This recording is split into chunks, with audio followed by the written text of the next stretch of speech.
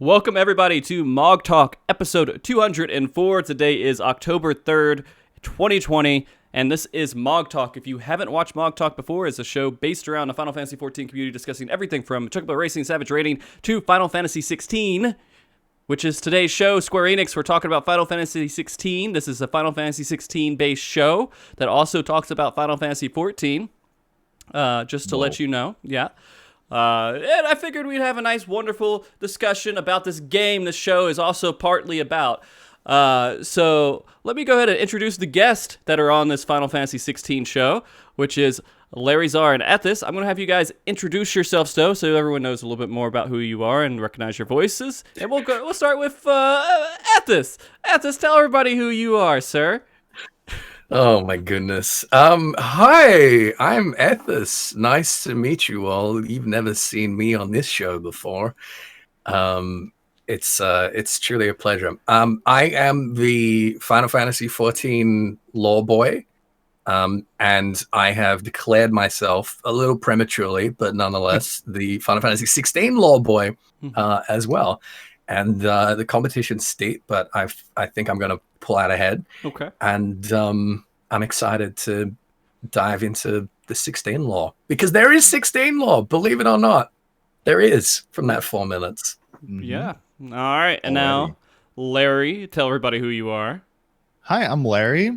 I make videos, and I also stream occasionally. Apparently that clip that Frosty put was from 2 months ago. Sounds about right. Yeah.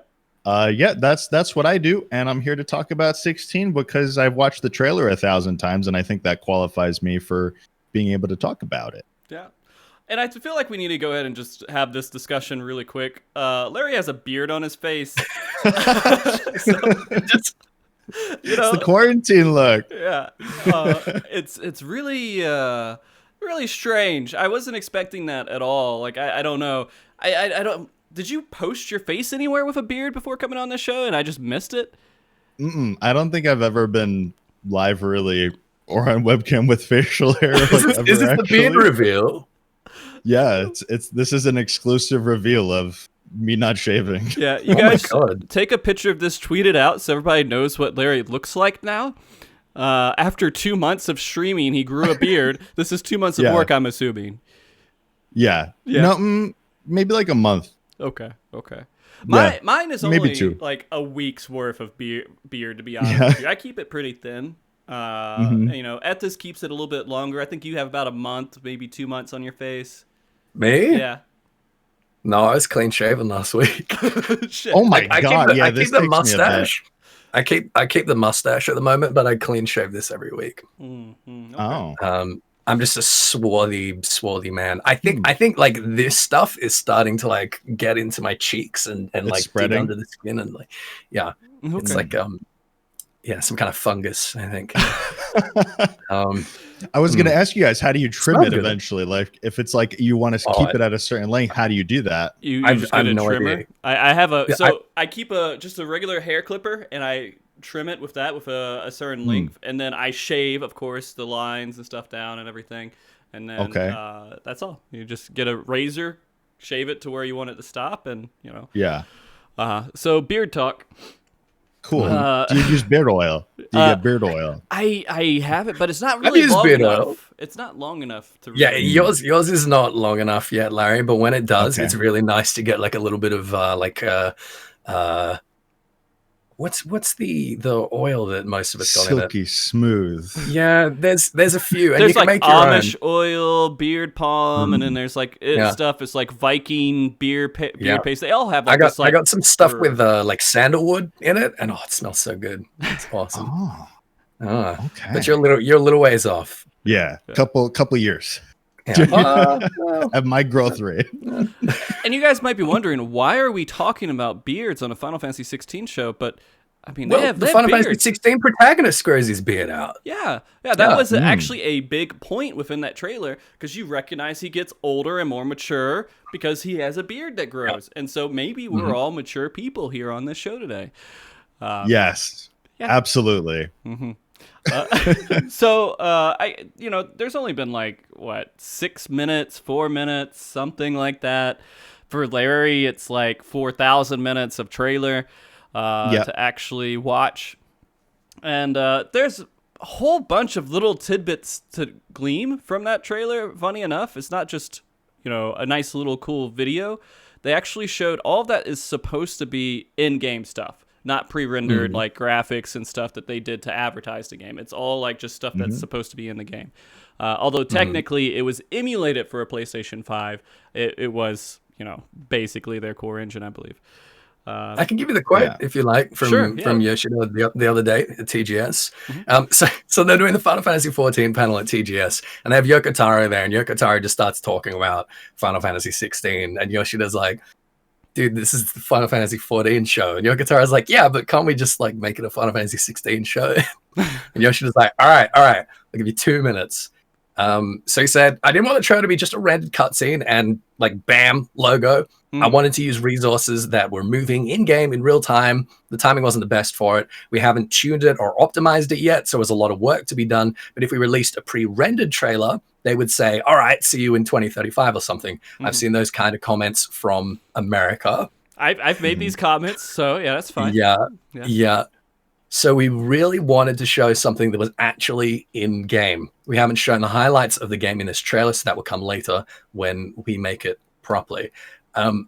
The really significant thing here is that this is the first like in-game reveal of a Final Fantasy game since Final Fantasy 12. Oh, I was since Final Fantasy 12. Okay. Yeah, Final Fantasy 12 was the last time that in their reveal they actually had like in-game footage. Oh, I didn't know 12 did that. Yeah, apparently they did. Well, 12 has some unique game mechanics, and so it's probably a selling point for it. But pretty much every Final Fantasy game before then, and certainly every one since, has been like just the big kind of like CG cinematics for launch trailers, and that is what people expect. And there were a lot of people that were looking at this and being like, "Right, it looks like shit. No, it looks worse than Final Fantasy 15. It looks like a Final Fantasy 14 expansion." Obviously, like it's not finished in-game footage, but I really like Yoshida's idea of tempering expectations.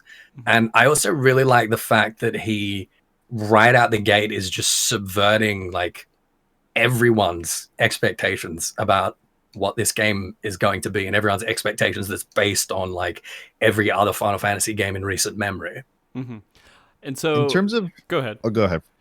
In terms of how it looks, I thought that it did look good, but also the thing to keep in mind is like, think about how when they first showed like Kingdom Hearts 3 or when they first showed Final Fantasy 7 Remake in-game footage was like completely not what it looks like when it came out, right? So this already looks good, I think, but it's going to be way more polished and look probably quite a bit different when it actually comes out, because this is just the first in-game footage we've seen. Yeah. So I will let you know, when I first saw it, I kind of had that pleb reaction of like, this doesn't look that impressive compared to, what I'm used to with Final Fantasy, this pre-render stuff. And I was like, it kind of looks like Final Fantasy 14 in a way. And like, so I had all those things that like he was complaining about. And I talked to some of my friends who don't play 14 at all.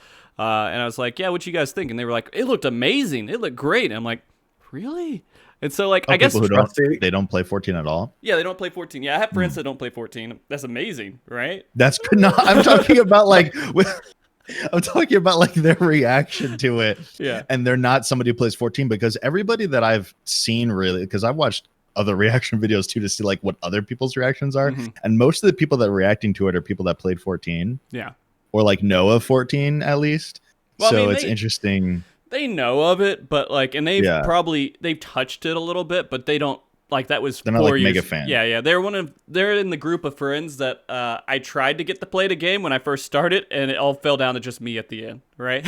So, okay. When you go into a game, you're like, yeah, let's all do it, and then one person lingers on. I was one of the people who lingered on, so it was interesting to just kind of hear their perspective and be excited for it and think that this was, because not just people in the 14 realm want this medieval kind of fantasy video game for 16. They want there's people outside of the community who are like, yeah, that's what I want to see. I'm tired of seeing all these mechanical things and like cyberpunk future stuff. They're tired of it. They want to see back to old school fantasy, high end fantasy, which I think that's the selling point right now. Yeah, I think that's interesting because you're saying that people are sick of like, this really sort of high tech, like sci-fi fantasy blend, which is what Final Fantasy kind of has been for a pretty long time. Mm-hmm. But at the same time, this is also like a recent trend, like dark medieval high fantasy. If you look at franchises like Game of Thrones, I think is like the most easy kind of obvious example. Mm-hmm. This is like very much like in that trend. And I mean, I can't help but think Oda-san, when he's talking about the lore of 14 all the time, and same thing with Koji, they're talking about this kind of medieval high fantasy, like really dark sort of aesthetic, and referring to Game of Thrones as one of their inspirations. And also, of course, referring to Matsuno, and I'm sure we'll get to him soon enough, but Matsuno's fingerprints are all over this. No. So by that, I will also put a disclaimer. They love Final Fantasy. They grew up with it, and they played all the Final Fantasies. Friends? Yeah, they just don't play 14. And so they are fans of the franchise. They're just not playing the MMO actively right now. So it was just interesting to get that perspective. And I think the trailer overall, for me, I wasn't super impressed at first. I was just happy it was being announced, and it had elements like the high fantasy attached to it. And so I saw it, and I was like, this is great. Then Yoshida, of course, came back, and he was like, yeah, no, I'm working on it, which I don't know. Most people understood he was working on it way. Are you watching it the first time? So I was hyped that it existed. The trailer itself could have been literally anything. Even the second half, you didn't get hyped. I like seeing the blood. So when I saw the blood, I was like, okay, this is another good element. It's going to be a mature game. And so, I saw these things. Although the Ifrit ripping someone apart was like, I don't know what the blood graphics were, but they were just like. It was like 2 frames, and it just like blood just appeared. Yeah, it was like a like PowerPoint, like flashing images up there to make blood animations. Yeah, that was a little weird, but that's fine. It's And so when I saw it, I started to think about it, and I was just, hey, this game isn't finished in any regard at all, and I know that. But they're just giving me all the clues of, hey, we're making the game that you guys want, and that's what I saw out of the trailer. And so that got me excited after I watched it. But yeah, so when I watched it, I just saw the link because I wasn't watching the event. I saw the link on Twitter. It was like, okay, FF16 trailer, and I was like, what? And so I clicked it, and then it starts playing, and I'm like, what is this? And then it's just the beginning where it's just showing the character. And my first instinct when I first saw the character's face, I was like, that looks like Warrior of Light, generic guy. I was like, what is this? And then it zooms out a little bit more, and then we hear Shiva. I'm like, okay, Shiva. And then we see Shiva. I'm like, okay. And then it gets to after that battle part, and it goes to the part where he's talking about I'm Joshua's shield, and it's showing Joshua, and it's showing that town. I was like, this feels very Final Fantasy 14. And then I noticed it was the high fantasy. I'm like, is this Yoshi P's Final Fantasy? Because he's always talking about how he wants, if I were to do a Final Fantasy, I would want to make it high fantasy. I'm like, yeah. And then I saw the Creative Business 3. I'm like, oh. And then, so those were my suspicions. And then it gets to the part where Ifrit and Phoenix are fighting, and it plays the song. And I'm like, this sounds like Soken. And it's just this whole trailer, the whole feeling of the trailer feels like Final Fantasy 14 trailers as well. I'm like, this is freaking Yoshi P. And then as soon as I finish watching the trailer, he tweets out that he's working on it. I'm like, this is so great. Yeah. This is perfect timeline. It is exactly what we wanted. I mean, we've had this conversation at media events multiple times. It always comes up in some way where, whether it's an interview or something else, somebody asks Yoshida about the main franchise, and he always goes back, "Oh yeah, I would like to return back to high fantasy and do a game on that if I had the choice." And it just kept being said. And I don't know if Square Enix like picked up on that and they're like, maybe we could use him, or he was like in the plans all along, and it just like suddenly they started to actually announce it. It was in the plans all along. Okay. I guarantee you. He was always, because you're right. Like every time we sat in on like an interview with him at a fan fest or something, and there's been someone from one of like the larger journal outlets that are like, "Oh, what do you think? Like the next Final Fantasy is going to be like, and how's that going to look? Is it going to be an MMO? Or like you're going to go back to turn-based combat or whatever?" And he always gets like exasperated and irritated because he's like, "Hey, this is a Final Fantasy 14 event. We're here to talk about Final Fantasy 14." But then he does that thing where he's like, if we were to do another one, and if I had any look in on that, then I would want it to be, you know, like this. And the thing is, now we have a pretty good indication that this has been in the works, at least in very like preliminary stages, since immediately after the launch of Heaven's Ward. And we can go back to all of those interviews, and every time that he's saying like, "Oh, it'd be cool if it was like this," or "Oh, I would do it like this," hypothetically, we can like basically take all that literally now. Yeah. Anytime he's going, "If I could do this," like if I was in that situation, it's like, okay, so you're doing that? So you're saying you're doing that. I mean, that's how it turned out. Absolutely. Go ahead. And like we'll get into it a little bit more later, but this has been in the works a lot longer than most people realize. And it seems like it's going to be not so far down the pipeline either, as what most people seem to think at the moment. But speaking of trailer reactions, like my prevailing reaction was relief. Because we knew this was coming, right? We knew that despite his protestations to the contrary, Yoshida was almost definitely going to be heavily involved. You know, he was saying like, "Oh, I'm not going to step down from 14. I'm not going to stop producing and directing 14." But he never explicitly said that he wasn't going to be working on anything else. So we had like a pretty good suspicion was happening. And you're right that like from the opening shots, it was like, all right, this is obviously Yoshida. That sounds a hell of a lot like Soken. And here we see unfolding these hypotheticals of him talking about his dream Final Fantasy game, which it seems like he's been given absolute free reign to make, you know? It does seem like that.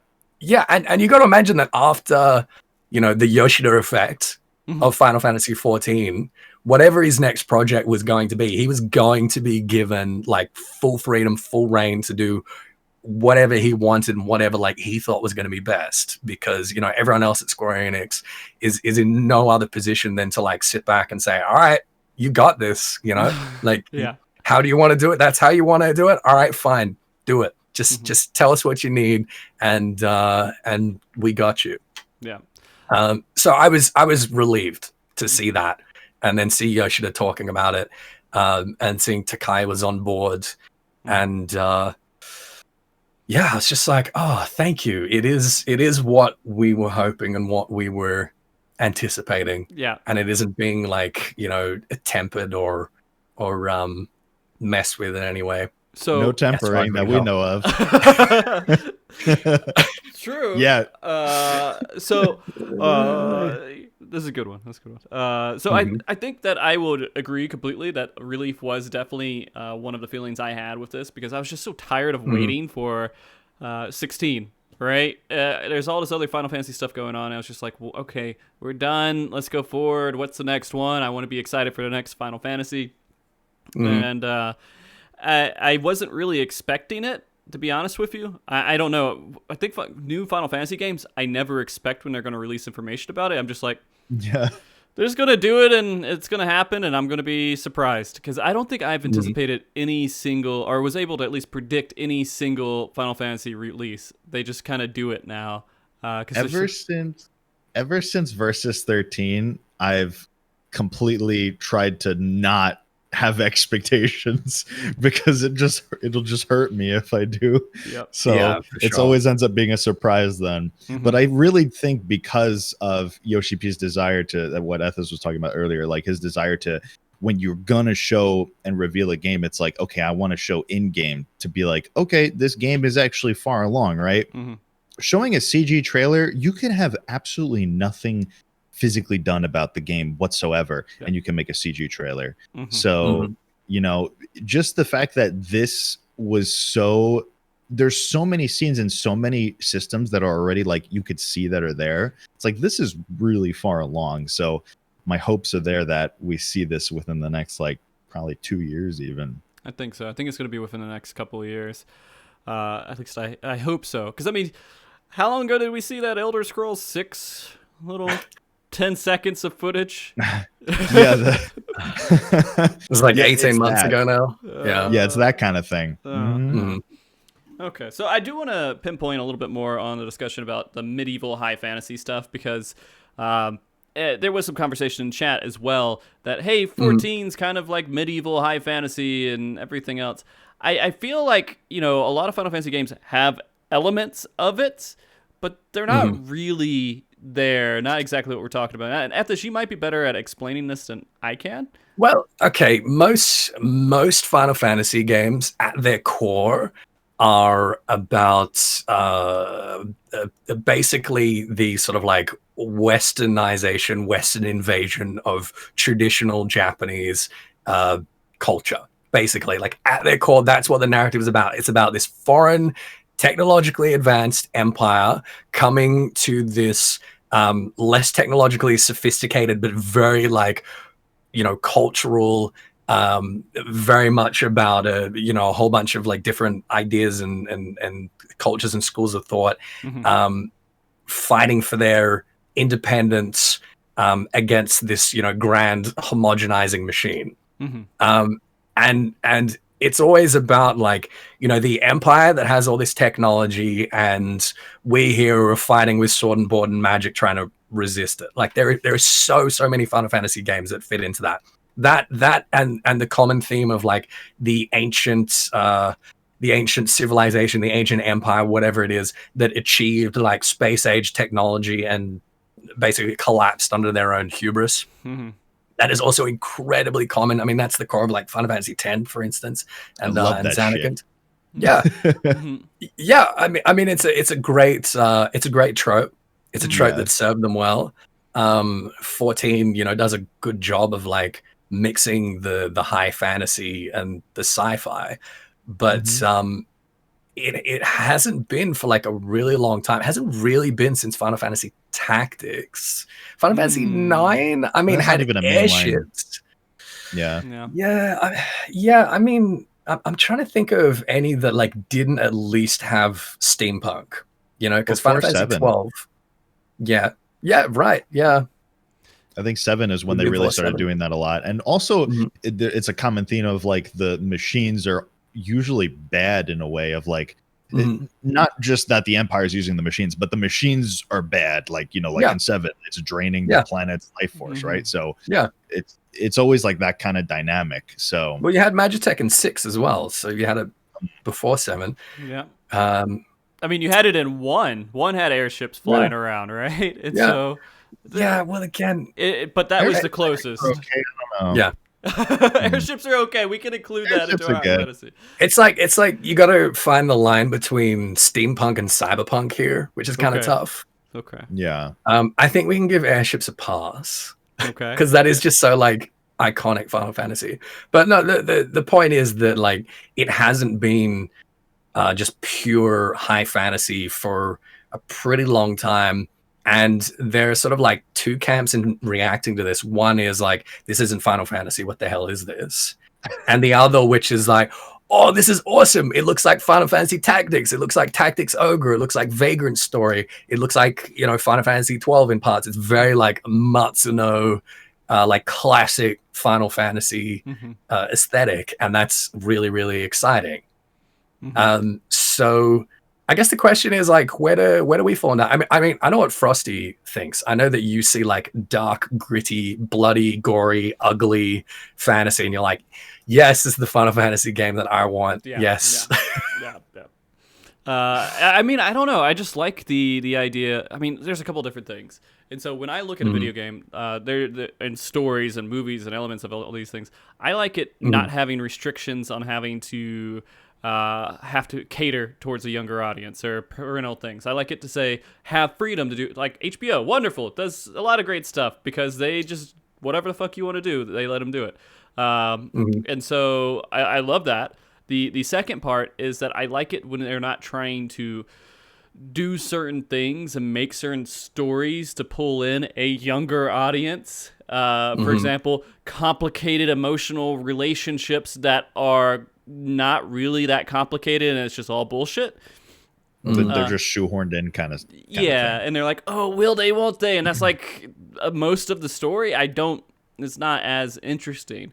And then also just like doing a whole bunch of like, you want to watch this because look at the butt. Nier got a pass for me. All right. So Nier, I knew exactly what the advertising and all the other stuff that went behind that. But when you play it, it's not what Nier's about. Thing. Yeah. It's just because Yoko Taro's like, I like girls, dude. Like, and that's fine. I'm just going to put them in the game. Because they didn't make that the game. There are a lot of other games that make that the game, and I mean that's great. Okay, I mean it's not a horrible thing. People, there's like no judgment in any way from Old Man Frosty here, but I love ones that I can feel like there's a really good story and there's something I could pull from it. Nier was one of those. All right, and so I want to see that more often, and I don't see any of all this Final Fantasy that's coming out doesn't seem to have any of those negative story traits that I'm used to seeing in a lot of newer video games. But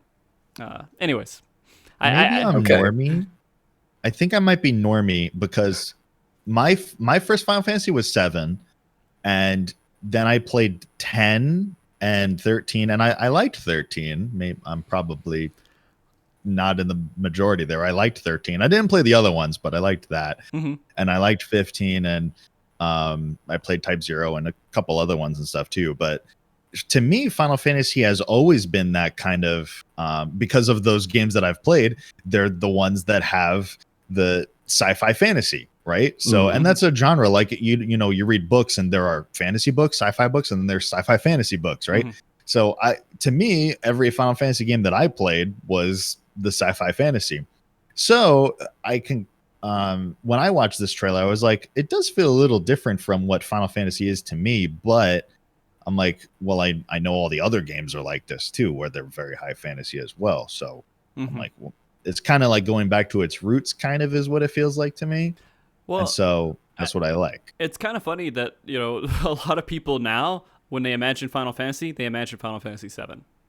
That's which is normie, but that's what I do too. Yeah. So, like when I think of Final Fantasy, I went back to 6. Final Fantasy 6 is kind of when I started to really get into it, which had those elements in it as well. But Tactics is the one I got obsessed with. I love 7, but Tactics I got obsessed with just because I love that gameplay, and it had all these different elements that was high fantasy. That game was what I would say is high fantasy, and so I'm used to that. So I know when they start to get really popular with the newer systems and they start bringing out stuff like 10, that was like the big PlayStation 2 big leap. Yeah, and they're like, look at all these graphics and all this shiny stuff and everything else. And 10 had a lot of high technology stuff in it. So, the very first scene was you're in a computerized blitzball tournament. Like that's the first part of the game. And then when we get into the next one, which was PlayStation 3, we had the reveal of 13, which was super technology-based. Super high fidelity. Oh, you mean story-wise? Yeah. Yeah. Well, I mean, everything. I mean, it looked really great, too, but they wouldn't show off everything with the graphics.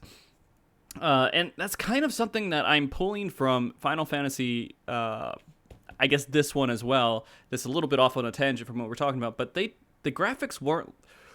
It didn't seem like the main selling point to me. I know some people said it looked really good, but like when I saw it, it wasn't like, hey, we're selling you on the graphics of this game, which actually made me feel pretty good because I felt like there's so many other things they would be focusing on than just the graphics, which means a lot to me. And they're trying to sell it on more than just the graphics, which is what Nintendo, they fucking rock the world with their games. So the focus on graphical fidelity being like the one litmus test for a game's quality reached this sort of like peak during the PS3, Xbox 360 era, I think, where it started to stagnate and started to give like such diminishing returns that people started to I guess like step backwards from that a little bit and start to realize that actually it's like not the most important thing by a long stretch. Yeah. And you know, one of the huge points of A Realm Reborn was Yoshida coming in and going like, hey, how come we've got like a fucking pot with like 1 billion polygons? Like, what is the point of that? No one gives a shit. Like, let's look at the gameplay. Let's look at the accessibility. Let's look at how this feels. Like, we don't, who cares? No one cares. No one cares. Yeah. It's ridiculous. So, yeah, the fact, like you say, that the obsession isn't with like graphical fidelity, like first and foremost it's a relief, you know? It's like, all right, good. They're actually like, we're getting a gameplay trailer that has like really awesome looking action combat with, you know, combo systems and like, you know, parrying and iframes and, you know, like that's what they're focusing on. That's what's important. And I will say, I guess to go back, I feel bad about going to graphics but I mean, it's a big part of it. Like, I feel like, you know, it does define what a game is. If they spend all their resources in making it looking good, then how much resources are left for actually making a good game. But when we actually go back to the discussion on the high medieval stuff, I feel it may be weird for some people, but what's the last really high medieval, like, high fantasy video game that was out? Witcher? Yeah, no, that was actually yeah. Just huge. And they switched they completely. do well. Elder Scrolls. Yeah. You know, apart from, you know, like the Dwemer stuff, which is not that, like, again, it's much more steampunk, like Clockwork and steampunk and stuff like that. Yeah. Dark Souls. Yeah, Dark Souls. Yeah, between Dark Souls, Witcher, and you know, Game of Thrones, Elden Ring. like, Elden Ring. Like these huge IPs, not just in the gaming sphere, but in like, you know, entertainment in general. There is like this resurgence of like dark medieval high fantasy, and I think that might be like a double-edged sword for this, perhaps. On one hand, it's like, all right, this is a nice kind of breath of fresh air for the Final Fantasy franchise, but at the same time, I'm hoping that it doesn't lean too hard or too heavily into like replicating the atmosphere and the aesthetics and the tropes of those franchises just for the sake of that being like the new hotness. You know what I mean? No, that's true. But yeah, people are having a lot of trepidation, like looking at it and saying like, this doesn't look like Final Fantasy. And I think like that's Square Enix's fault for pushing Final Fantasy VII as like the archetypical Final Fantasy game. And I don't know, like Tactics, like how the fuck do you play Final Fantasy Tactics now? If I want to play Final Fantasy Tactics, what do I have to do? Short of emulating mobile it? Game. Yeah. Mobile. It's a mobile game now. I think they might have it. They might have it somewhere else. I know it was in a couple different places, but the mobile game is the last one I remember, which is the War of the Lions or something. Yeah, I don't understand. If I want to play Tactics, if I want to play Vagrant Story, if I want to play Tactics Ogre, so basically like any of Matsuno's work, any of the Ivalice Alliance outside of Final Fantasy 12, if I want to play any of those games, I'm kind of like shit out of luck. They're not at all approachable. And those are like classic Final Fantasy games that are high fantasy, that are really, really good, that are driven by Matsuno, who has inspired Yoshida like so much. And that inspiration is like so evident in this trailer that if people are feeling alienated by the Final Fantasy 16 aesthetic, it's because they haven't like had the sort of accessibility to these great titles. Yeah. They're thinking like FF7. Yeah, exactly. Yeah. But even if they think FF7, I really think like okay, yeah, like ignoring like the fantasy part, it's like another really big thing about Final Fantasy is summons, right? Like summons are so integral to so many Final Fantasies, actually all Final Fantasies, but they're such an integral part to the story, and this one is like they're super integral to the story. Right? So I think that makes it feel very Final Fantasy to me. Yeah, I mean, that's actually, we can probably go into that right now, because going into the story of this game and what we can perceive as the story so far, it does seem like it's mostly around icons or summons or something of that nature. And it's a little bit different, I think, than the other Final Fantasies, where you're just kind of summoning a icon to help you out, or guard. Man, there's been so many different names for it, which is so weird to me. But I mean, I guess it makes icon. sense. This is the first time. Correct me if I'm wrong. I think this is the first time they're using icon besides 14. Yeah, Yeah, right. It is. Yeah, That's pretty cool. Which Yeah, goes like into the conspiracy theories. So yeah, that links into the that's conspiracy always fun. theories. I wanted to ask you guys. I guess we could start with this. Yeah. Is what do you guys think about how the summons, how the icon? We'll call them icons. Yeah. Because they are. How the icons work? Do you think there's some so we know the dominants control them, right? So do you think they're summoning them, or do you think they're becoming them? What do you guys I think? think of it's that? becoming absolutely. And the main reason I would say that is because they keep talking about Joshua. Every time they say their name, for some reason, the way they say Joshua makes me laugh a little bit. I don't know why. It's just such a proper way to say English Joshua. accent, Yeah, I guess. And when they say that every single time, they're like, "Hey, Joshua," and then you have the Phoenix kind of going up. I assume they're referring to the Phoenix as Joshua, and that's why I am. That's a whole thing to get into as well. Yeah. So. I mean, well, look, yeah. if there's one thing we know from Final Fantasy 14 patch trailers, it's that what we're hearing like from the characters' voices in like the voiceovers and the action we're seeing on screen are like never going to be shot for shot. They're always going to be like divergent. You're right. Or they could be red herrings. Intentional. Yeah. So I don't think we can like make any assumptions there. I also believe that it's a case of the dominance becoming the summon, but that's really just because we see what seems to be Ifrit like mid-transformation as this silhouette of a human that is wreathed in flame, and then we see Ifrit like rising from that same spot like in the courtyard of the citadel. But that could be unique, like it could be like in Final Fantasy 14 we have a bunch of different summoning methods.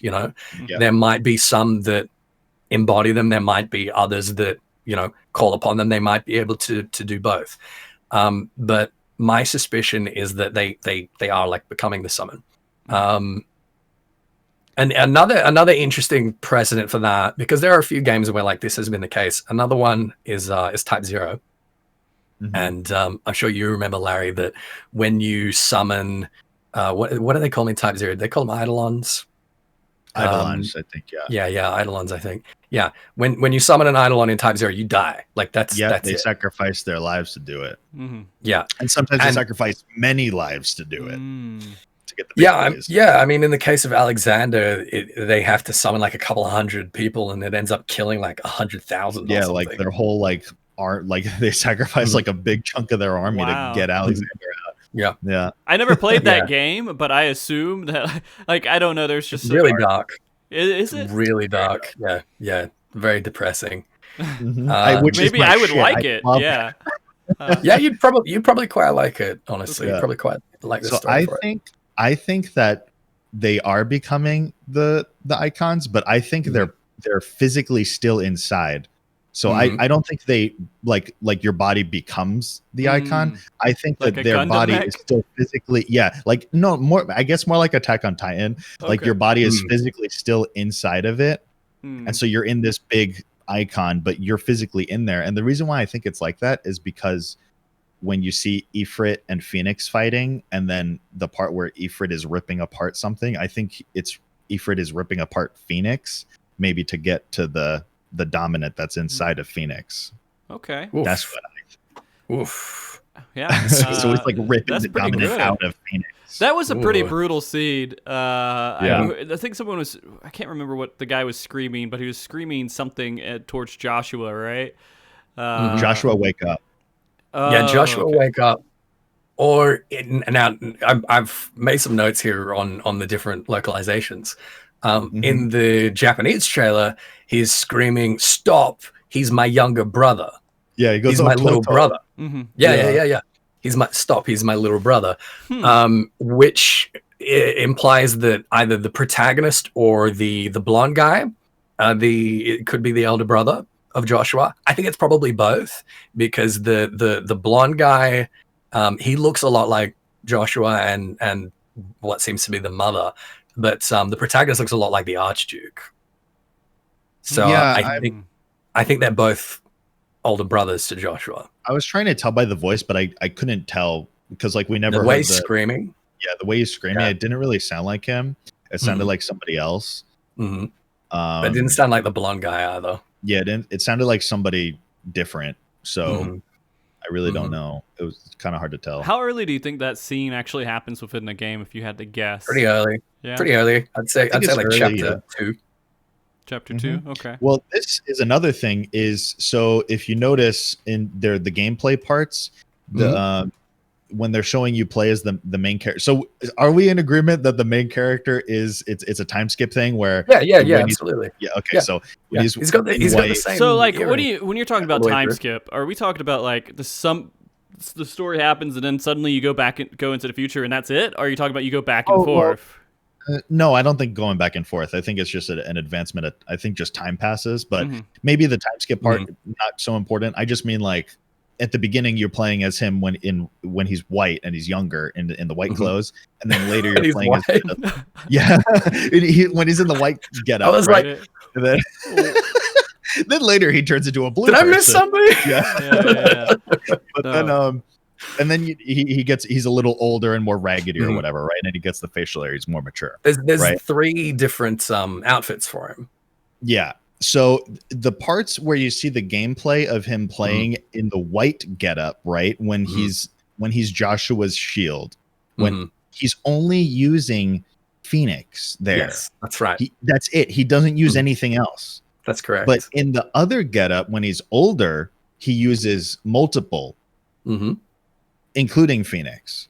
So I think you play as him in the beginning, and all you have access to is Phoenix, because maybe there's like this way that the dominants can give their power out, kind of like how in 15 the king can give his power to the Kingsglaive, like that kind of thing. I was just going to say this a little bit, maybe derailing what you're going on right now, but the whole time skip thing, and then I remember 15.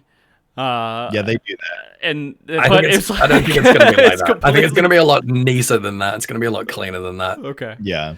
They kind of that was not a good way to do a time skip. They trolled. They trolled pretty hard on it, I think. Yeah. But yeah. Go ahead. We're jumping around here a little bit. What I suggest is we can go down the plot details that we do know and the speculations that we can make, like leading off there, if you like. Sure. Yeah, let's do it. Yeah, we got a structure. Starting with big picture, I can tell you what we do know. Number 1, the kingdom. This is Dalmek, where we are set. The setting is Dalmek. Now we hear the woman. I'm just calling her Heldricht at the moment because she looks like Heldricht from Vagrant Story, even though which woman? The blonde woman with the pipe. Josh. Oh, the pipe lady. Okay. Yeah. Okay. So Joshua looks exactly like Joshua in Vagrant Story, and this lady looks exactly like Inquisitor Heldricht in Vagrant Story. So I'm just calling her Heldricht for now. So Heldricht in the English is talking about the Dalmeks pushing back the Crusaders in the Battle of the Twin Realms, right? In the Japanese, she says, "You are the ones who claimed victory in the War of the Continents." So we've got this conflation with you and with Dalmek. So the people that she's talking to, the Archduke and his cabinet, that is Dalmek. They are Dalmek. So is Dalmek actually mentioned in the trailer? Yeah. Yes. Okay, because I think I missed that part. And that's just only the name. that part where she's talking. Does it have any relation to any other game? No. Well, she's just saying these 2 names, and that there was a War of the Twin Realms with them. The War of the Twin Realms was between Dalmek and the Crusaders. And she is a third faction, which was basically an ally to Dalmek. It seems, it's implied. And she's basically saying like, "Oh, we're not going to help you this time." And the Archduke's, the old guy, we don't have a name for him, but he looks kind of like Conrad in Stormblood. Okay, yeah. So Conrad's saying like, "Oh, how could you leave us strung up like this?" And she's like, "No, that's fine. You were fine in the last one. You got this." So the other name we've got is the Empire or Zanbrek, and we know that because the scene in English where the blonde guy is kicking over the dragoon's corpse and he says Imperial Vipers. In Japanese, he says Zanbreku no Yatsudame. So basically, those despicable Zambreks or those damn Zambreks. And Zanbreku is in katakana, which basically means it's like it's a name effectively. So we've got the Kingdom of Dalmek, which is us, presumably, the faction the protagonist belongs to. And then we've got the Empire of Zanbrek. Okay. And I think looking at the names, Dalmek and Zanbrek, that might be the twin realms. It seems like they've got like a sort of like, it kind of reminds me of Uldar and Sildir, you know what I mean? Where they seem to have like the same sort of like root for the place name.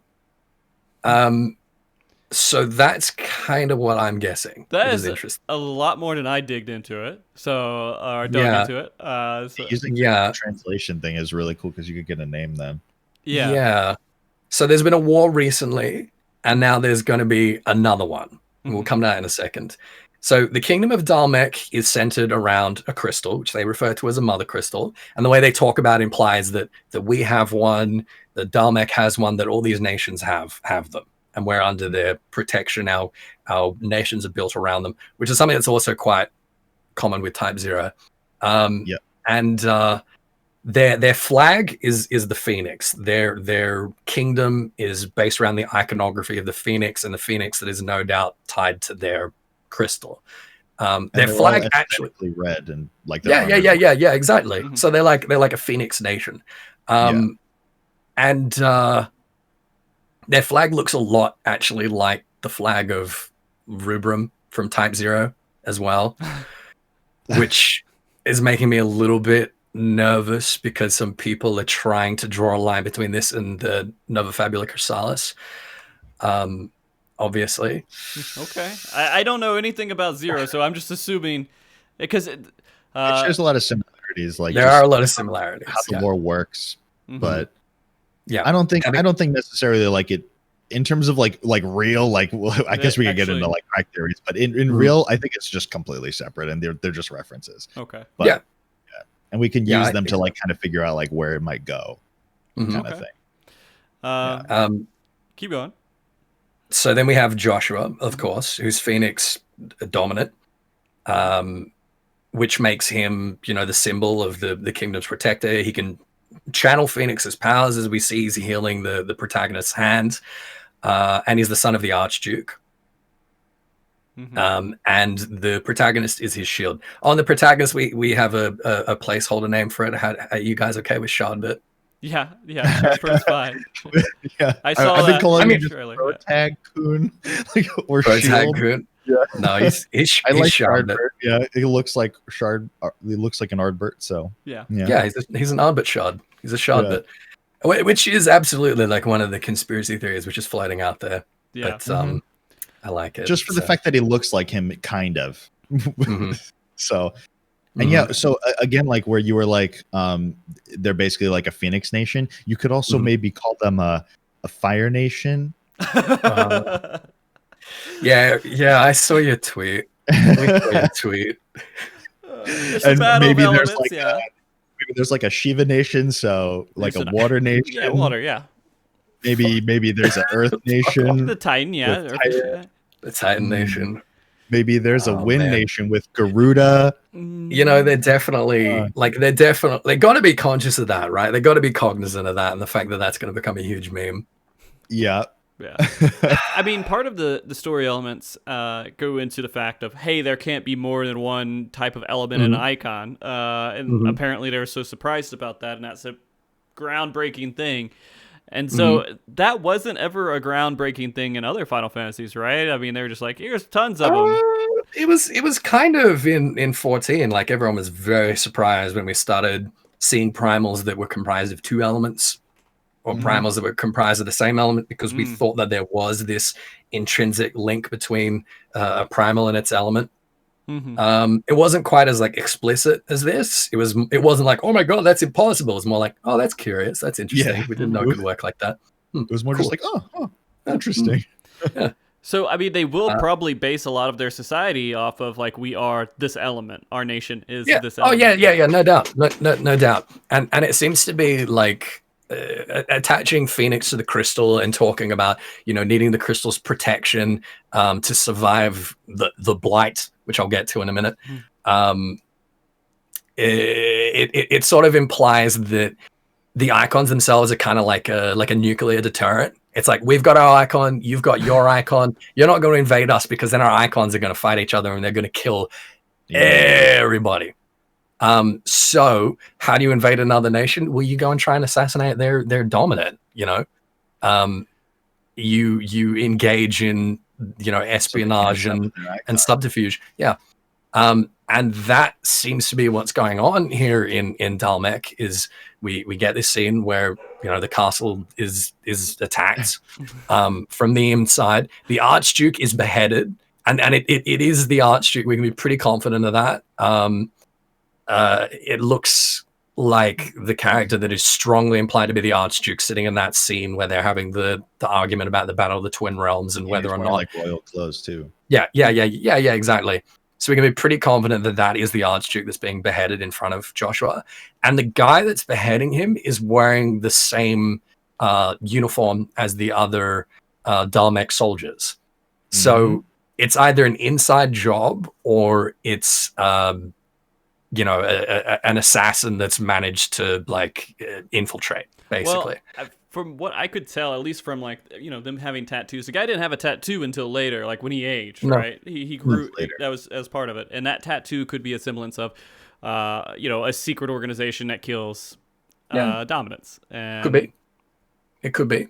Yeah. This guy that beheads the Archduke, he does not have any such tattoo. Does he not? No, he doesn't. Only seen for like a frame or two, but he's wearing the same armor. You see his face very clearly. You see his face front on very, very clear. He's wearing the same armor. He's got gray hair. He looks like he's in his 50s maybe. But clear face. No signs of tattoos or markings or scars or like some normal guy. That. Yeah, just some jobber. Okay.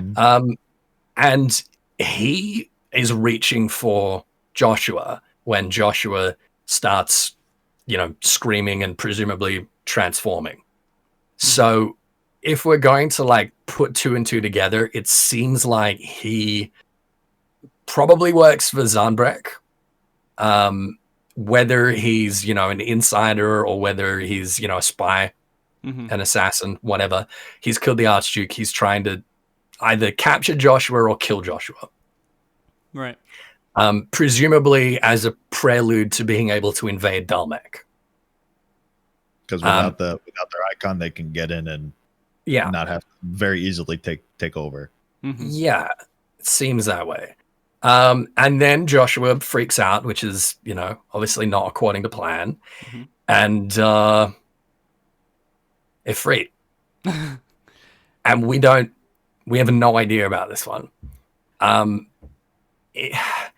So it seems like there isn't a way that we can at least co-opt the power of other icons somehow, interacting with their crystals, receiving a blessing for their dominance, like whatever. We know our protagonist gets those, like, channeling abilities.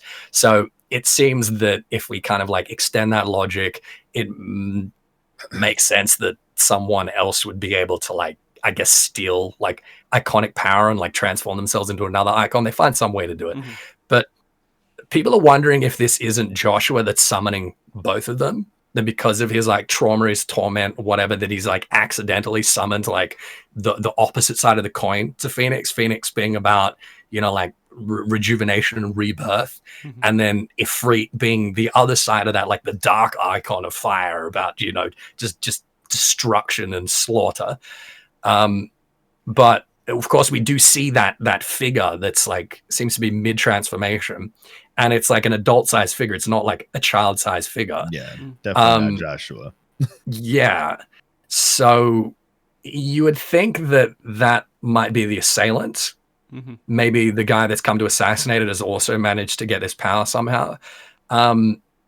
I saw someone in one of these reaction videos making an interesting point that the female seemed to the figure seemed to be possibly female. Mm-hmm. Okay. It seemed to have breasts, and that it might have been this Heldricht, this character that we'd already been introduced to, the blonde woman. Somehow that she's like, some sort of like mastermind puppeteer antagonist. I thought it looked pretty male to me. I don't know. It had like really broad shoulders, and then the waist like went. Yeah, in. It did. Could just be really big pecs. Big could just be super muscular. Yeah. When I look back through it, like frame by frame, I was like, okay, it's not clearly to me either male or female. But I could believe that. Okay. I wouldn't be terribly surprised if it was.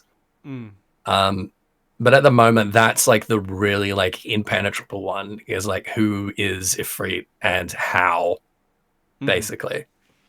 And how does this whole movement tie together? I think Ifrit is the one that at the end, the main character, the protag Shardbert, is talking like where he's saying, I'll kill you no matter how long it takes, or whatever it is that he says at the end.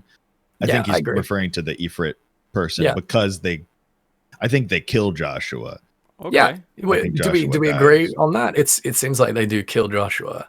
It seems like they've killed the Archduke and they've killed Joshua. I would guess, I think he's ripping apart Phoenix and kills Joshua. Yeah, I would have to say that that's probably true. I can't think of any other scenario where it would turn like that, because he was pretty much like dead set on killing. But I mean, what would inspire him to do that? Because for me, when I didn't realize that while watching a trailer, I was just like, wow, that's a lot of angst out of nowhere. And so I didn't connect those two. But yeah, I agree right now, at least. That why would he kill Joshua? If you take out the icon. Why the Guardian was like, he said at the end, you're the protagonist. He said, I will kill you. Like I saw that. I was like, okay. I didn't connect that beforehand. I was just like, I thought it was just something he was saying. Yeah. I think he's meaning like the dominant of Ifrit, I guess. Yeah, that makes sense to me. I think this is a revenge quest. I think he's failed in his duty. And there's some kind of antagonistic force that has taken out Dalmek effectively. Killed Joshua, killed the Archduke, managed to get this power of this icon. And that Shardbert has to go and, collect the power to be able to kill this guy. That seems to be like his main aim, his main focus. It seems like he's been like this mercenary group. There's a lot of talk about how it appears he might have been exiled. And that the mark could be like a branding of like an exile or a traitor or something to that effect. There's not much attention brought to it in the English, but in the Japanese trailer, the sergeant he says, as long as we have this, we have no right to defy orders, nor shall we question them. He seems to like really draw attention to the tattoo. And some people have been wondering if it's not like a magical branding that like forces them to sort of like obey orders in some way. I think it's more likely that it's just like a mark of shame that he's failed in his duty and he's been exiled or imprisoned and been forced into this like unit of, I guess like cannon fodder, it seems, because this was a really like common thing back in the Middle Ages, that like prisoners of war would or oath breakers or traitors would basically become like frontline fodder. So Suicide Squad is something that chat says. Exactly. Not the Night's Watch. Some people were talking about from Game of Thrones. I'm not like super familiar. I'm not super familiar with Game of Thrones, but people have been like looking at Jon Snow and drawing some parallels. Kind of like that, yeah.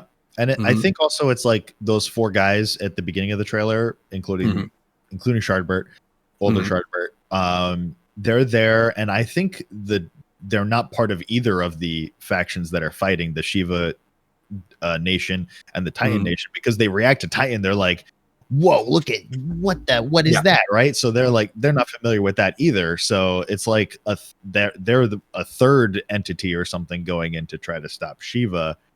But then you think like, I didn't think of this before, but then it's like, okay, well then that means they want the Titan nation to win then, because they know that the Titan and Shiva nation are fighting. Well, yeah, they want to kill Shiva. Yeah, their goal is like they're probably like some subunit that is meant to kill Shiva, and then they're fighting with the Titan nation to fight the Shiva side or whatever, and they're not part of the main fight. They're just supposed to go out there and kill Shiva, and then they summon their Titan, and they weren't expecting. They're like, holy crap, they got that. We got to watch out for it while we're trying to kill Shiva.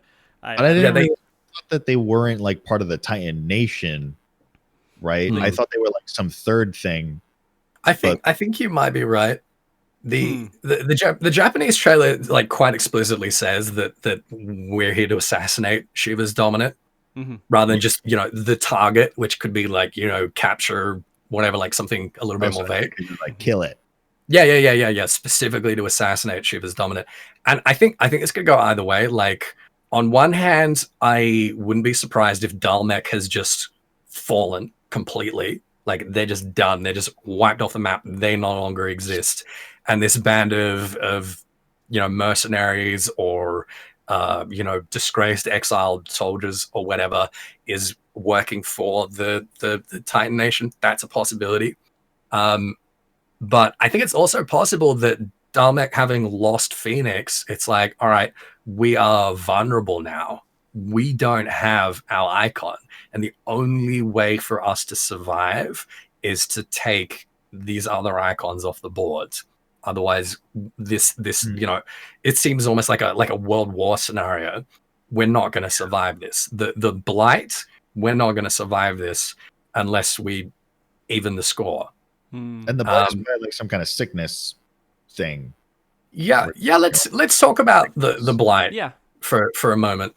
Because that's interesting. In the English trailer, when they're in like the meeting hall, the conference room, whatever you want to call it, the Archduke, it seems to be the Archduke's voice saying like, can we survive this Blight without the blessing, the crystal, protection, the crystal, whatever. In French, the Blight is called Le Fleur, and this is very, very troubling because it is the exact same term as the French localization for calamity in Final Fantasy XIV. Oh, okay. And unfortunately, this is going to add some fuel to people that are trying to insist that this is like the 13th shard pre-calamity. Unfortunately. One of the other shards. Unfortunately. Unfortunately. Yeah. Or like one of the previous eras. It is going to lend like a little bit of fuel for that. But it also gives us, I mean, it's Yoshida, right? It gives us an idea that it's going to be a similar sort of phenomenon. He likes some calamities. Yeah. But I mean, this is also like a pretty common Final Fantasy trope, isn't it? Of some impending, meteors unspecified. Yeah, exactly. So when we hear Blight in English, we think of like a disease, Yeah. We think of maybe something like Black Rose, like that type of calamity. But when you look at the other localizations, it's far more ambiguous. But it is some kind of like catastrophic, cataclysmic event, which is pending, which the crystals are going to protect us from. But someone or something is taking out our icons. See, I thought it was interesting because when I thought the Blight was just a sickness kind of thing, right? I was like, well, Dalmek has Phoenix, right? So Phoenix is all about healing. So that would make the other nations be like, we want an icon that can heal. Okay, right? They would be a high target would be Dalmek's icon. You would want that icon if you know a Blight is coming, and you're like, unless we got to you heal. want the Blight to happen. Unless you want it to happen, and you're fucking crazy, yeah. Well, that's interesting because I mean, in 14, right? The only reason we survived the 7th calamity was because of Phoenix. Was because of that power to rejuvenate. So that hadn't occurred to me, but that's really interesting. Maybe everyone knows that this Blight is coming, and they're all conspiring. Yeah, against Dalmec. Okay. Huh. All right, revelations. Time to change up Revelation. conspiracy. Here's some more details from the Japanese trailer that kind of diverts a little bit. I talked about a tattoo, and he's specifically talking about that. Mm-hmm. When they're talking about the war, the it looks like this is going to be a bloody fight, I think is the line in English. In Japanese, it's a war is once more upon us for the Mother Crystal. Oh, that's so much more specific. Yeah, it's weird how they change it so much, but yeah. So it's implying that the War of the Twin Realms was about the same thing, and this is War of the Twin Realms like part 2 in a way. And it's also implying, like Larry was suggesting, that it's like the target is specifically the crystal, and specifically the dominant, presumably as having like an inextricable tie to that crystal. And the implication there is once again that maybe every single one of these nations has their own mother crystal, and maybe these nations have been built around these mother crystals being tied to this, specific element, this specific icon. That it is a war for the mother crystal. Well, I mean, like the lines within at least the English trailer is like, "Hey, it's time for the crystals to be done with." It sounded like they were trying to get rid of the crystals overall, and they're getting tired of the crystals and everything. The Sharper wants to. Yeah. And so, like, apparently, I mean, if we relate the crystals all the way to the icons as well, that could be it, right? They want to get rid of all the different icons, and these are referring to one and the other crystals and icons might be similar to each other. I don't know. The mother crystal gives the power makes the icon possible, right? So then it's like, okay, the legacy of the crystals has shaped our history long enough. It's like, okay, the icons literally shape our history physically too, right? So kill all the icons, and then I guess you got to kill the mother crystals. I don't know. I don't know. Maybe like if a dominant dies, then another one just gets born. Like the mother crystal, the mother crystal still exists. So if you kill a dominant, a new one will be born. So maybe that's kind of what's happening, case, right? Like they kill Joshua, and that's when Ifrit and Joshua are fighting at the same time. I don't know. Maybe they're fighting for power, and like they're taking the power, and then whoever wins gets all the power. I don't know. In Attack on Titan, if you're a Titan and you eat another Titan, if you eat another pilot of a Titan, right, you get that power. Okay. You eat them. That's fair. I mean, that's what it looked like he was trying to do, right? He was ripping them apart, probably going to go and eat them afterwards. So then he would get Phoenix power. I'm wondering. Oh, go ahead. I'm wondering if obviously we failed to save Joshua and the Archduke quite catastrophically, but I wonder if it wasn't like a partial victory where we at least managed to stop this antagonistic force from taking the power of Phoenix, and that Shadbert might become Phoenix's dominant. I would love that, because I don't know if in the fight scenes where we see us using Phoenix's powers, I don't know if any of those are clearly like before the presumed death of Joshua. So I'm kind of wondering if we don't somehow manage to, if not like, stop this horrible thing from happening, at least like take the power of Phoenix for ourselves and get the fuck out of there, and that us accruing the power of the other dominants is us actually going around and killing the other dominants. Do you think that might be it? Like the game is about going and killing dominants, and that's all the bosses? I think it might be like this guy, this antagonist, is going around trying to take the power of these dominants, and we need to get there first because we want to kill him, and we need the power to do so because he's already got something. We don't know what it is, but he's already got something up on us, right? And we need to take this power. I think that this is just obviously we don't actually know this, but I think that all of the scenes of us wearing in the white armor is when we're still with Joshua and Joshua's alive, is what I would assume. And then everything after Joshua's death, it looks different again. So that's what I just would assume is, so like while Joshua's alive, like there's that scene where like Joshua does that thing on our hand, right? Yeah. And like I guess healing, like maybe his hand is hurt and he's healing him, right, or something, right? So it's like I thought that like maybe Joshua is like, okay, I'm because you're my shield, I'm giving you to be able to use the icon's power. You can't become the icon, but you can use their power, right?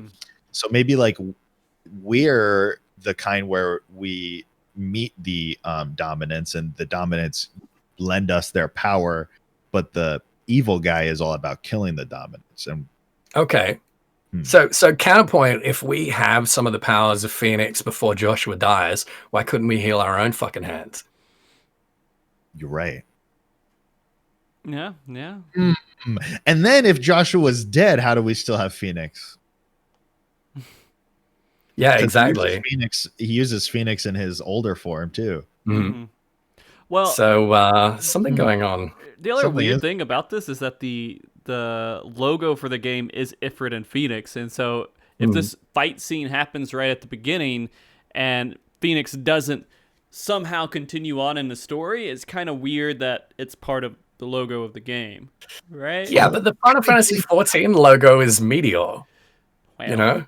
I mean, And that hasn't happened since, you know, that game that they last denied. patch. They made everyone look at the meteors, right? And so it was it's a part of the game. Yeah, it's a star shower, Ethys. Come on. It was never Meteor. It was never Dalamud. It was Of course, star. Yeah, absolutely. Geez. Yeah. Come on. Rocks from the sky. That's all it is, man. That's all it is. What do you think of? So I don't really subscribe to this theory, but there's another theory that's like, so Ethys, you talked about how Phoenix is like the healing and restorative aspect of fire versus Ifrit is the destructive aspect of fire, right? So they're both fire, but there's healing and destructive. What if there's a theory of Joshua is, so he's in red, his aesthetic is very red magey, right? And red mage is all about light and darkness, white magic and black magic. What if Joshua is both Ifrit and Phoenix? Listen, I don't like this theory, but I think this is a good time to start talking about conspiracy theories. Okay. All right, that's fine. I like that. I like that. So red mages, Joshua's a red mage. Crazy, and he became okay. Going on this, he became Phoenix. His dad died. He sees his dad die, so he becomes Phoenix and tries to use Phoenix's power to resurrect his dad, and his dad resurrects badly and becomes Ifrit.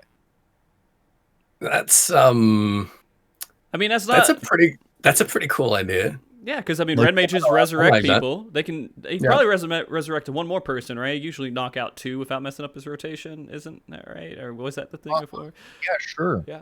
Listen, he's not a red mage; he's a blue mage. All right, he's clearly a blue mage. The main character is a blue mage. Oh, Shadbet's a blue mage. Yeah. Okay, I got But Joshua's a red mage. Joshua's a red mage. Okay. Yeah. So he he summons Phoenix to try to resurrect his dad, but his dad resurrects.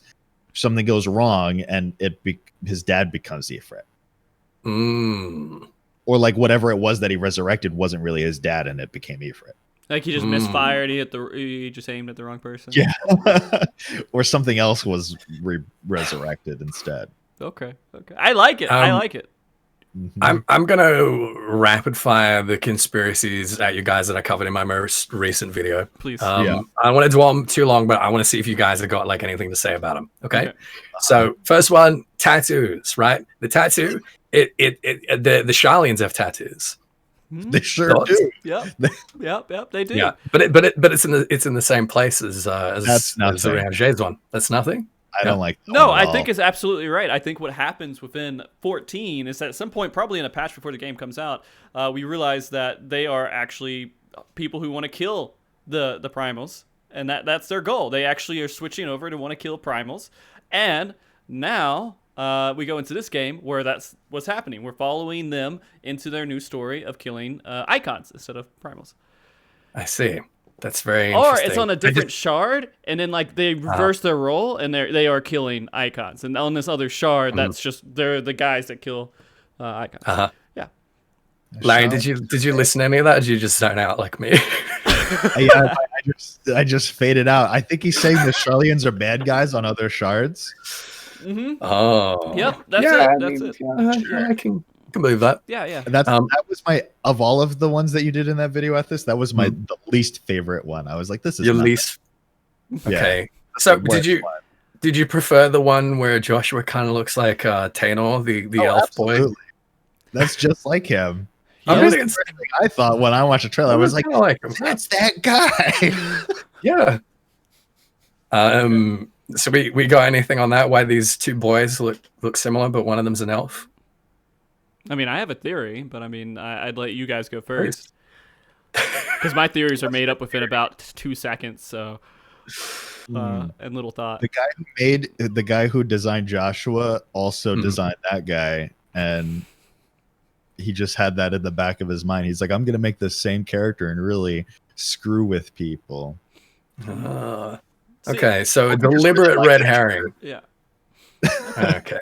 I thought it was What just about you, no, it was a merging of all the Final Fantasies together, and this is just part that carries over from that story, Vagrant Story. It comes over, and they're like, "Hey, you're part of it," and so they bring in Vagrant Story, and they throw in a couple of characters. And so, That Joshua. So it's the same Joshua, and it's Exactly actually the set same. in Ivalice and Vagrant Story. Okay.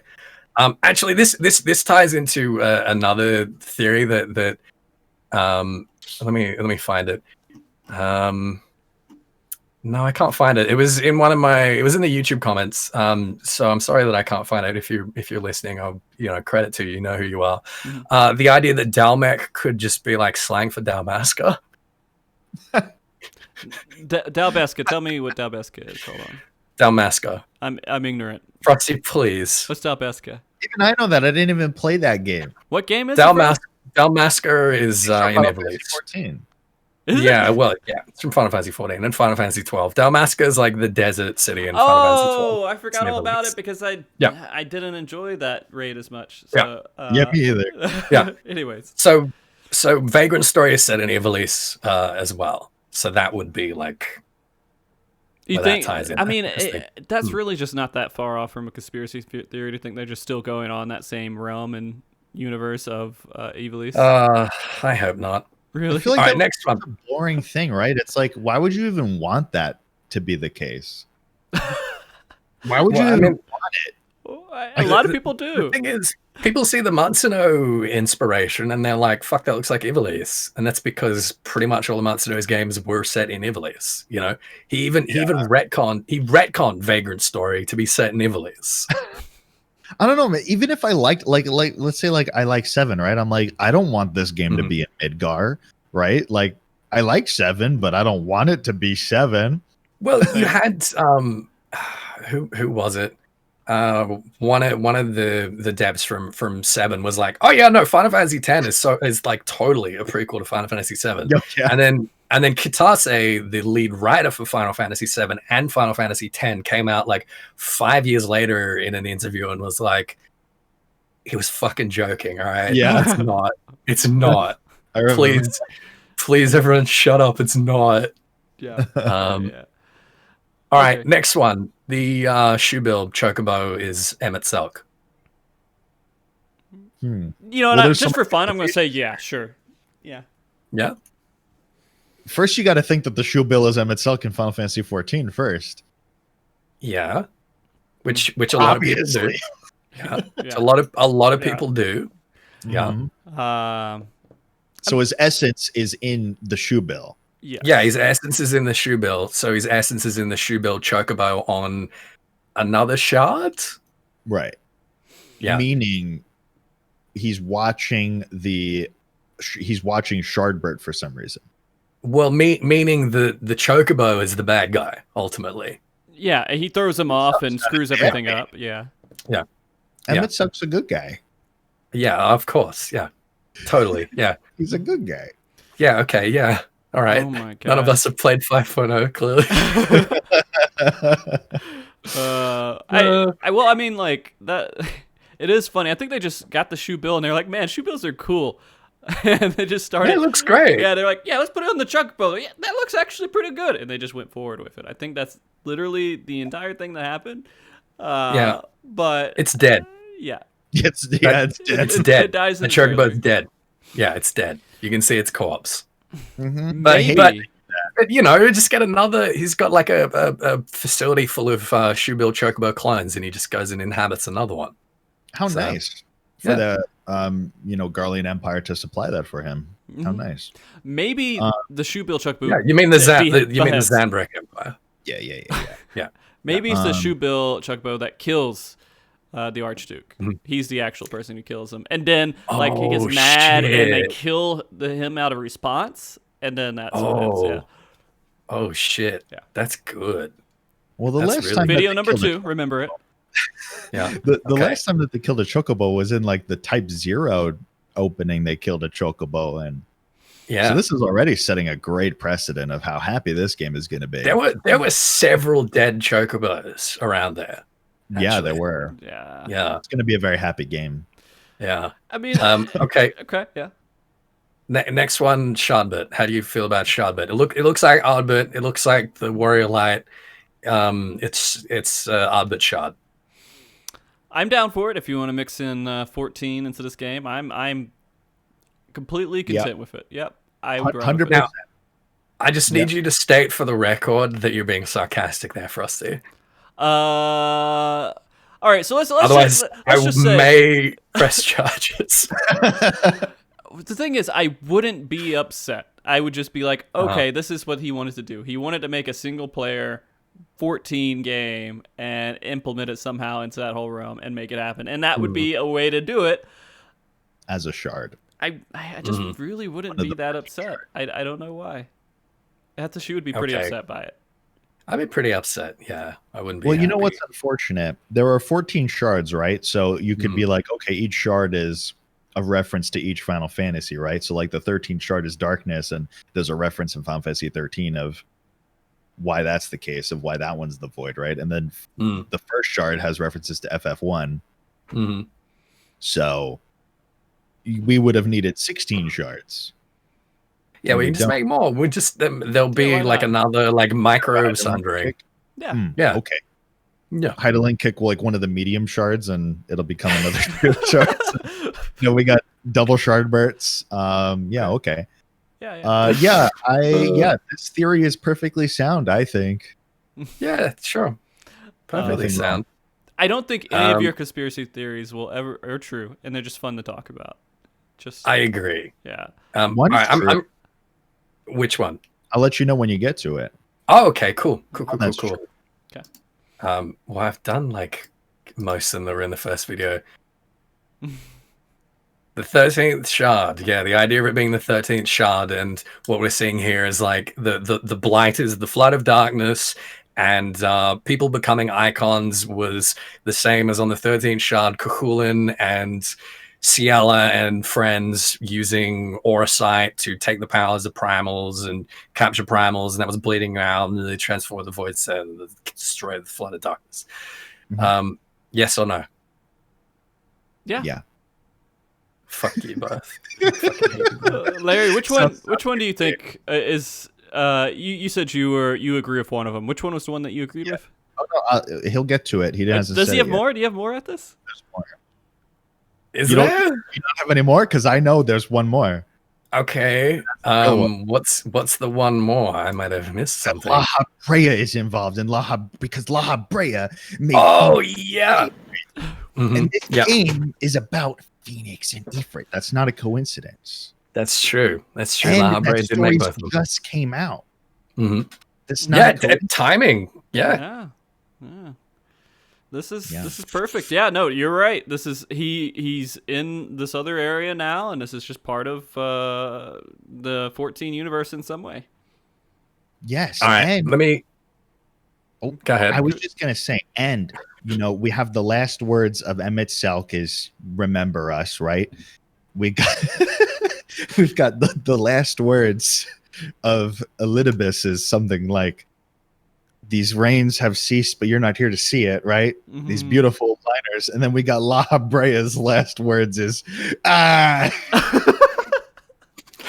Brea's last words are, "See you in 16, motherfuckers." I wonder what that one meant. I wonder if that's going to tie in somewhere. I'll see you assholes in 2021. Oh God. Right. Let me give you some fresh ones. Joshua is the antagonist, and Shardbert saying, "I'm going to kill you." He's actually saying that to Joshua because Joshua became Ifrit and ripped apart. Okay. Phoenix, who is also Joshua. so now Ifrit is just the bad part of Joshua. Yeah. So Ifrit Joshua killed Phoenix Joshua. So he committed some partial suicides, and then Shardbert is like, "Joshua, you killed Joshua, so I'm gonna kill you, Joshua." Sounds pretty Final Fantasy to me. I'm up for it. Yeah. Honestly, yeah. Yeah, it's actually not too bad. Yeah. Oh, but Nomura's not working on this one. Right. Yeah, so that is unfortunate. We have a bunch of Light and Darkness shit going on. Yeah, Nomura's still locked in the basement working on part 2 of the remake. Yeah, that's very unfortunate for us. Oh, no. Man, I should have had a remake show. I would totally have had a remake show.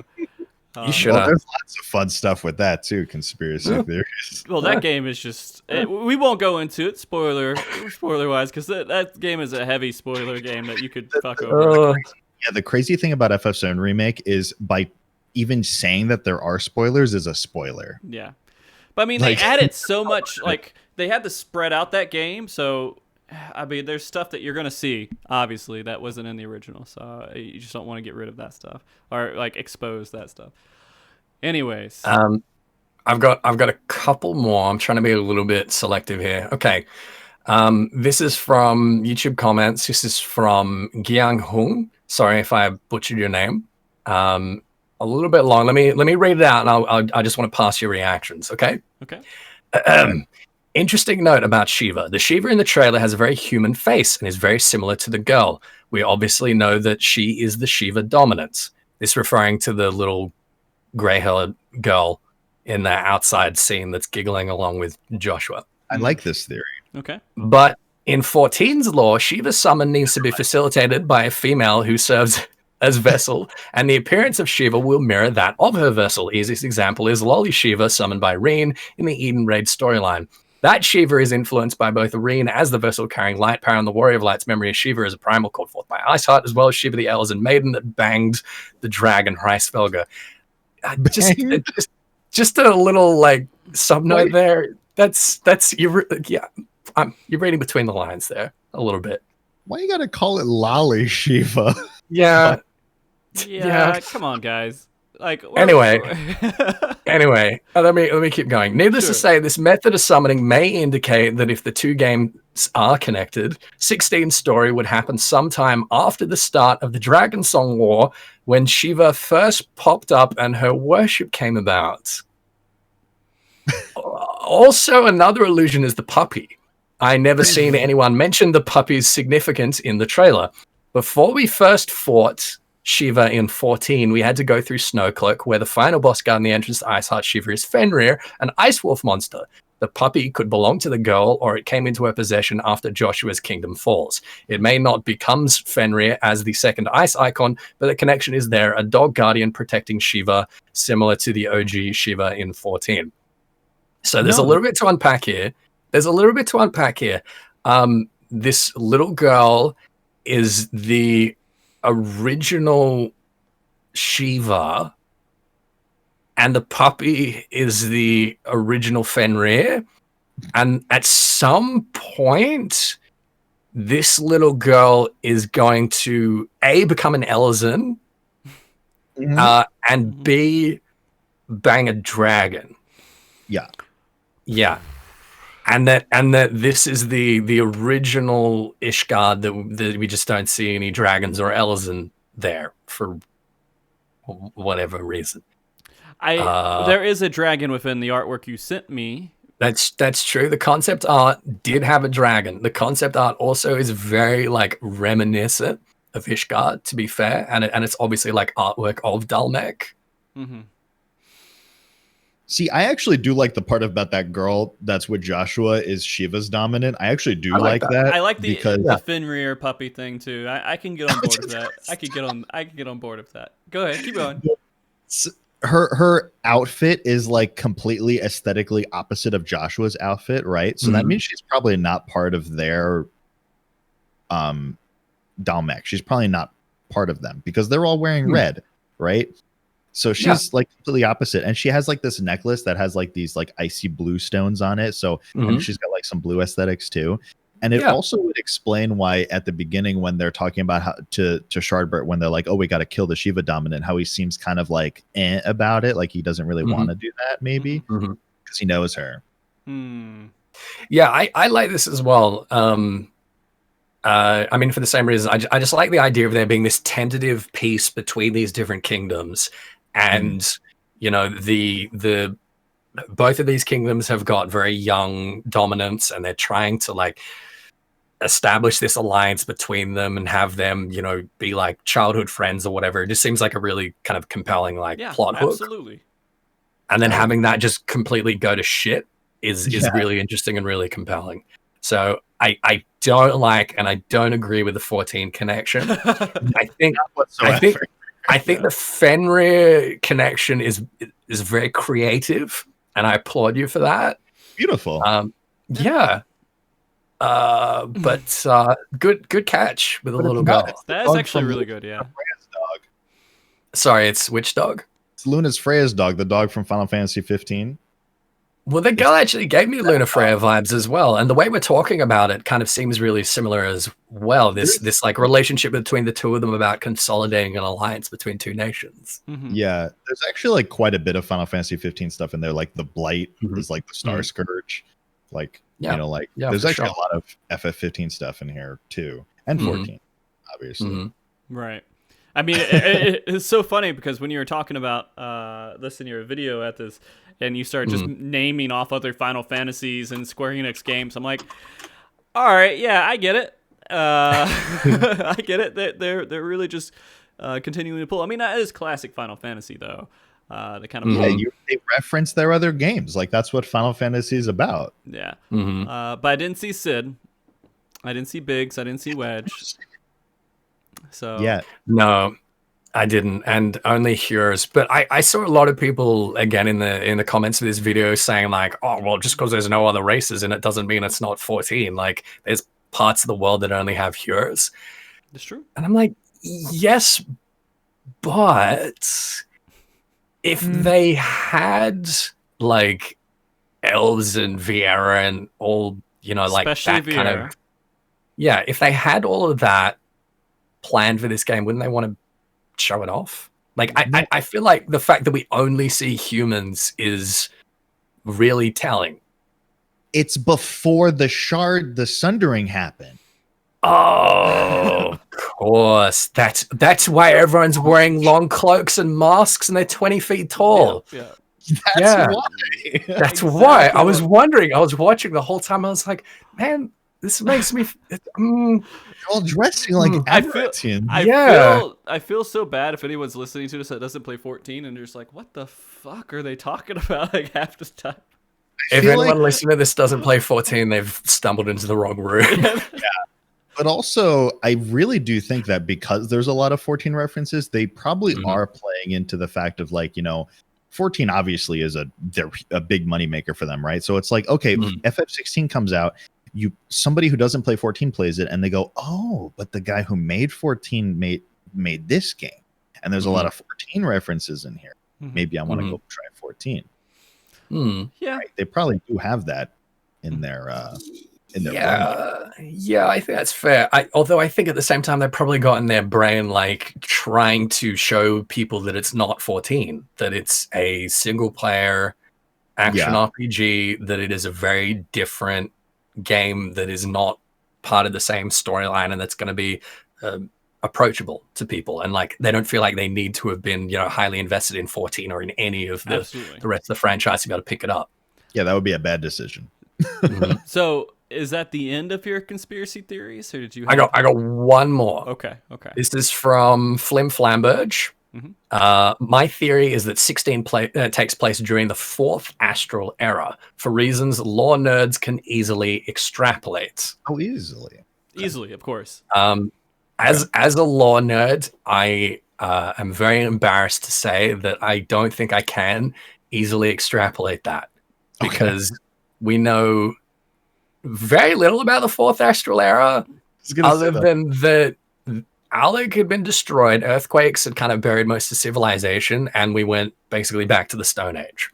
So I think the implication here is that high fantasy, like not having technology or whatever, would be linked to the fourth astral era. But other than that, if it was the fourth astral era, I would expect to see some Elzen for starters, since Zande and Amon were Elzen.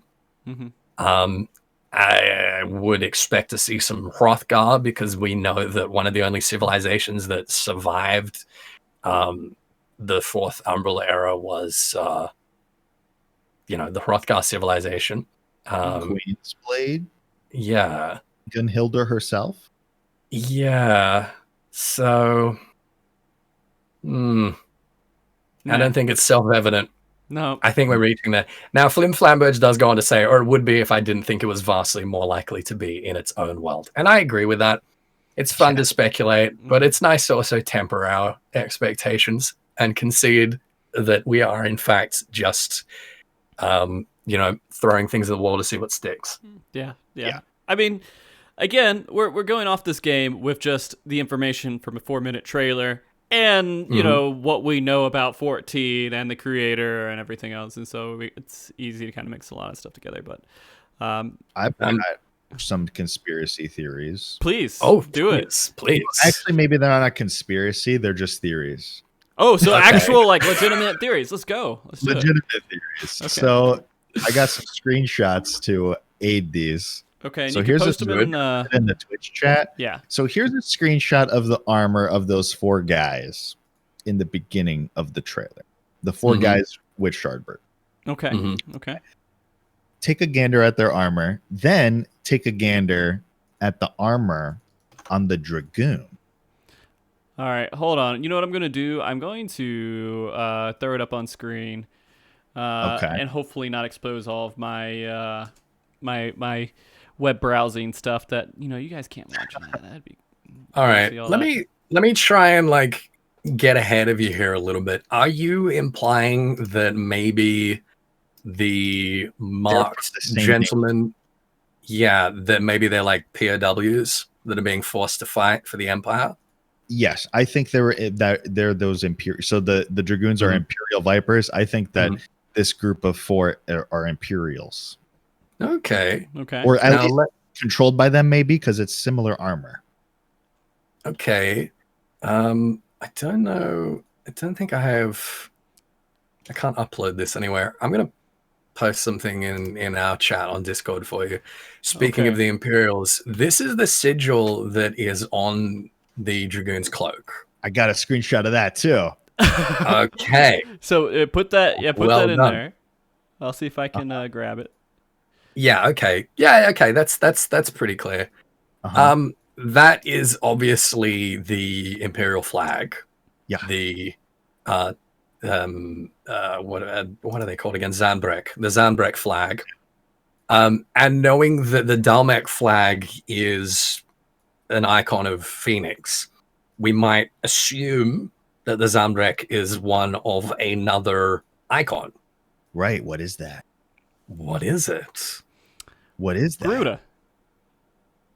I want to say Garuda because we've seen Garuda. Or Bahamut. Yeah, but Bahamut, the only problem with Bahamut is that Bahamut isn't an element unless... That's what I was going to ask you. And it doesn't fall into the Avatar theory. So, I mean, that's why I'm going Garuda. I think it's Garuda. I've heard some people suggest it might be one of the Final Fantasy 12 scions or espers, like a Dramalek, for instance, is a possibility.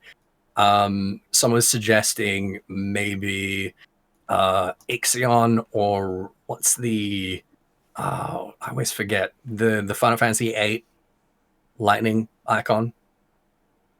Uh, The ones for Lassie? no, that's 8. No, That's 13. Final 8. Fantasy 8. VIII. Yeah. Quetzalcoatl, yeah, Okay. Quetzalcoatl. Mm. The symbol The is dungeon like boss. vaguely evocative. Yeah, that it's vaguely evocative of Quetzalcoatl. But I also think that if you're going to align an element to Dragoon, Garuda kind of makes sense. Yeah. Being a very like aerial Yeah. based, thing. Kind of like jumping around. Yeah. Mhm. Mm-hmm. I'm down for it. I'm down. I mean, I would assume. I don't know if you guys hear my pups. They agree completely though.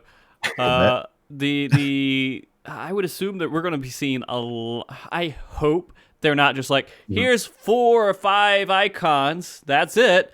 I hope they like really go out of their way, because this game is so based around the icons right now, and there's like, at least up to like 15, 20 different ones that we're thinking about or looking at. 15 nations. 15 nations? Right. Yeah, because it's like 1 icon per nation, apparently. Yeah. Maybe it extends to 2 per nation. Yeah, extending to 2. Yeah. If there was 15 nations, that would be wild. That would become so like. Yeah, we couldn't do that. We'd spread the narrative like way too thin. Yeah, I think it would be like about like 4 nations, like Avatar: The Last Airbender, and maybe. Yeah, I like the idea of the blight, or the calamity, le fleur, that being tied to the precipitation of a Ifrit, and suddenly like multiple icons becoming a possibility when historically they never have been, and then maybe this same sort of cataclysmic event that is pending is causing icons to pop up everywhere. I would be happy with that. Yeah. I'd like that, because I would feel meh about, because I really like in Final Fantasies when there's a ton of summons, right? And recently we keep having Final Fantasies where there's not a whole lot of summons in them. Like 15 didn't have very many. And I think it's a side effect of that the summons become so big and so integral to the story that they can't have too many of them, right? And these are really big and very integral to the story. And they're like Ifrit's basically like Godzilla, right? So they're like huge. Yeah. So in terms of like production and development as well, they like in 15 there were these huge set pieces, Yeah. And like they couldn't have put in like a dozen or more encounters like that in the dev window. So if we are going to have multiple icons, I got to imagine that like some of them would be like side content or like missable. Yeah. That, or like super bosses, that you can go and do, but they're not compulsory. Yeah, but there are some that have to be like big set pieces, and others that are not. If there's going to be a whole bunch of them, and that kind of makes the ones that are not perhaps like less interesting, like a little like disappointing, a bit of a letdown. I don't know. Yeah, like I'd prefer them. I prefer to have just a few of them that are like really big, epic moments than just a whole bunch of them that are just like, whatever. I mean, I'm kind of happy with the like big main ones for each nation, and then like the little tiny ones that kind of spawn out of nowhere. I think that would be a little bit more interesting. Like, you don't put a lot of development or work into the little ones. They're not as powerful. Like, you're splitting up the power into multiple different ones. I don't know, something that like would just excuse there to be more creativity than just the 4 or 5. Yeah. And there's so many summons that like wouldn't tie into like one element too, like Odin, right? Like Odin's a really big summon in a lot of games, but I don't think he's really necessarily an element. Darkness, man, I don't really know, right? So well, darkness has been an element in some games, so it just depends on how they want their I guess their metaphysics to work. Yeah. All right, Larry, what else you got?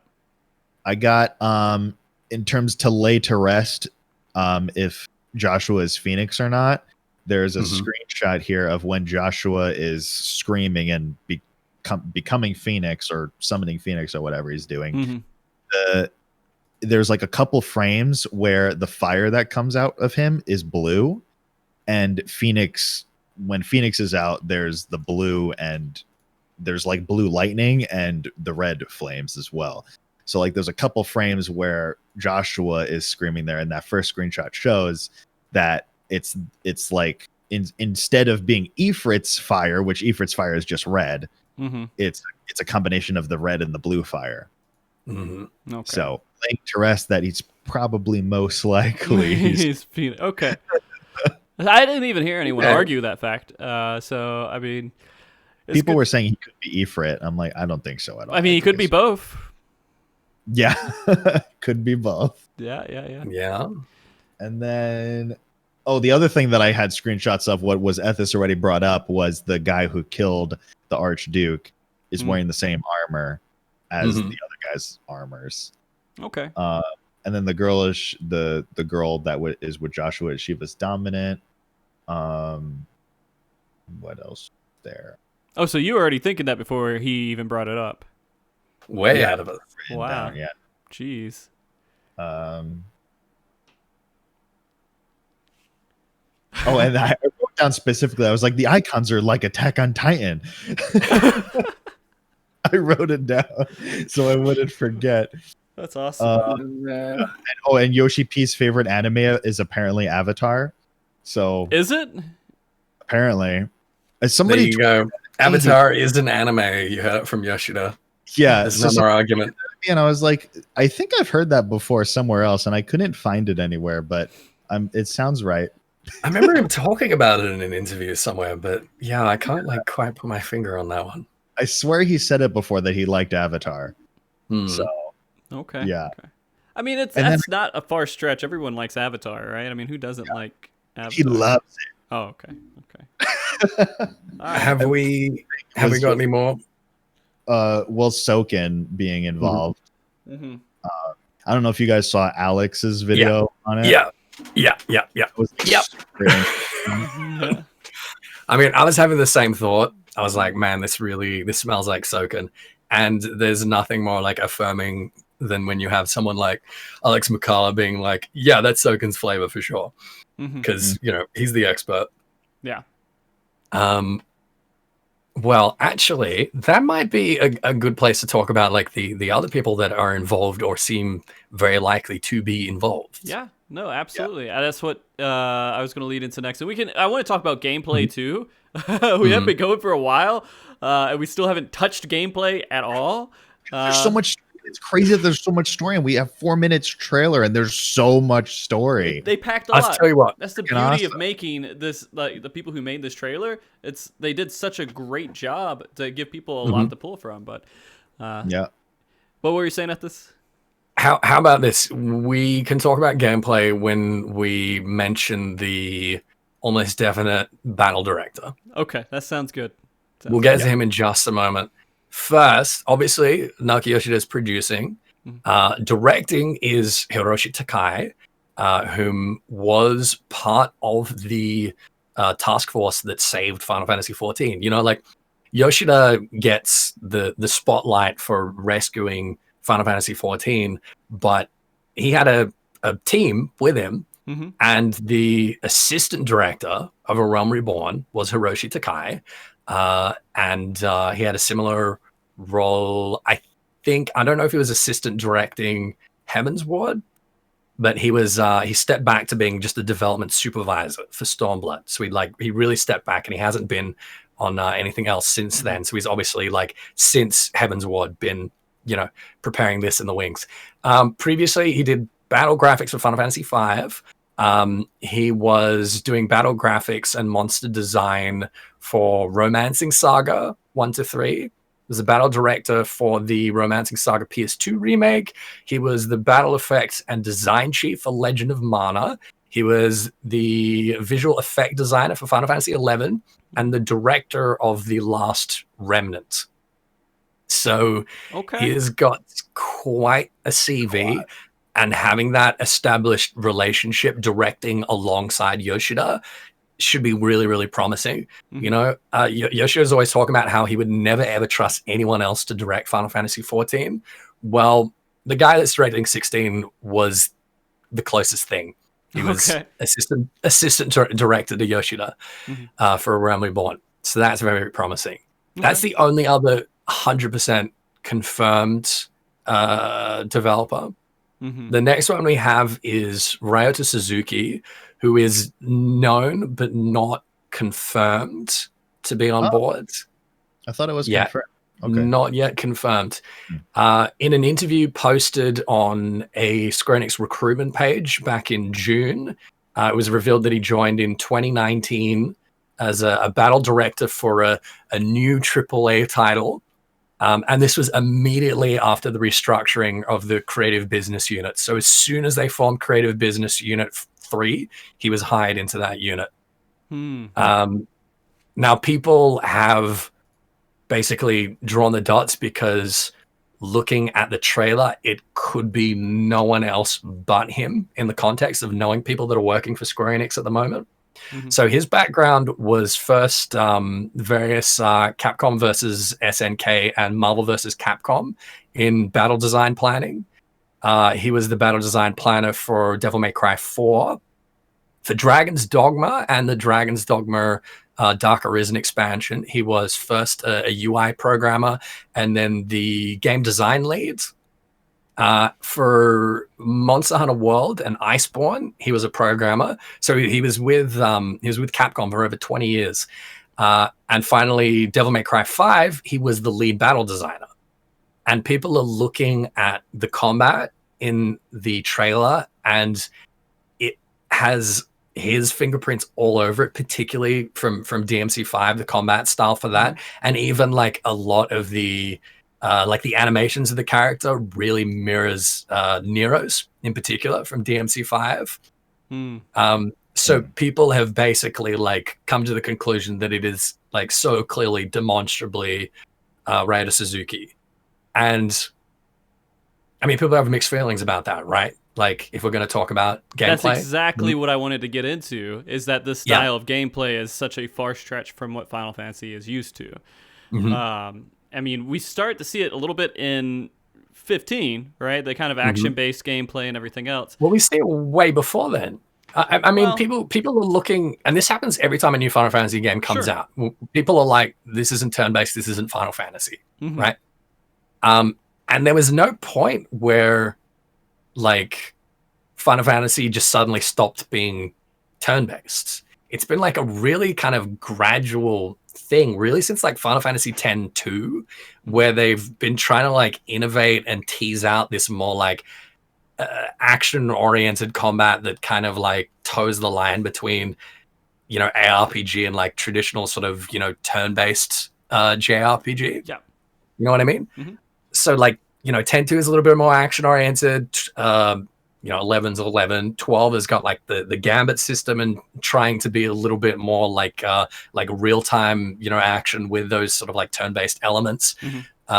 You mentioned like you know, 15 is like very sort of actiony, but still has like, you know, the turn-based stuff like baked into it. Yeah. Final Fantasy VII Remake is trying to like toe the line and make a compromise between one or the other.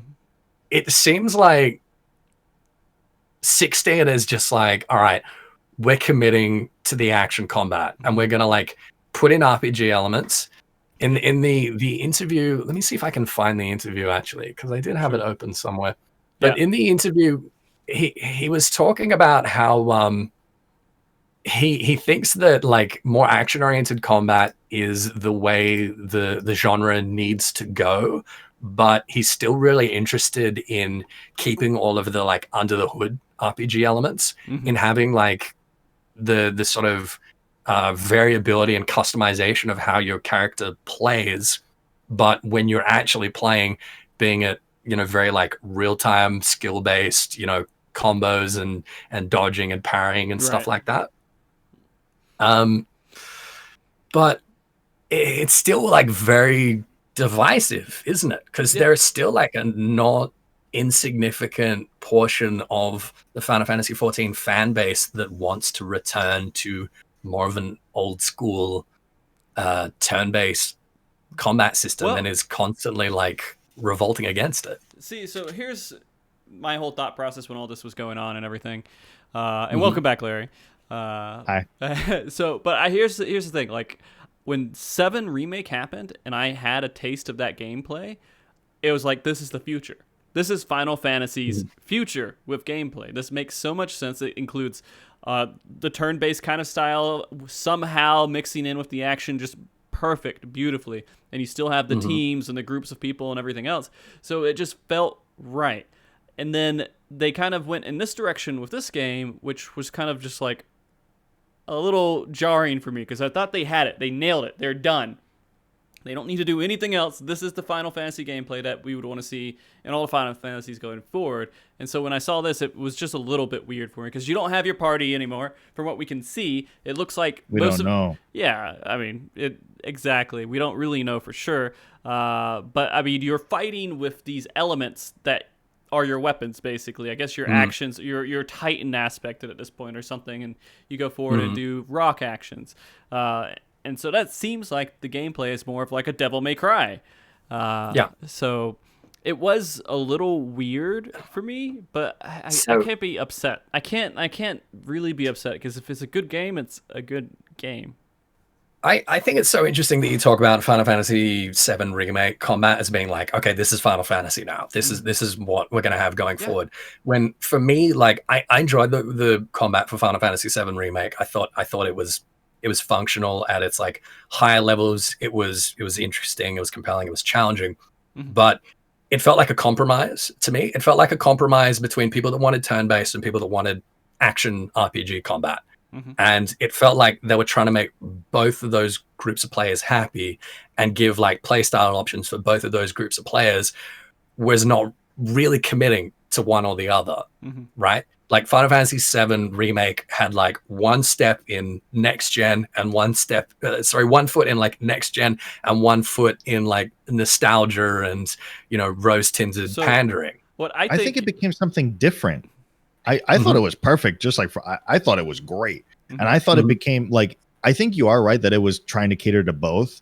And I think they need to, because it's like, okay, there's Final Fantasies over so long, right? So it's like there's Final Fantasy fans for decades, and then there's younger players that this might be their first Final Fantasy. So you kind of have to have both, because those younger players are used to action games versus like the older players are used to the turn-based. So you kind of do have to try to cater to both a little bit. Absolutely.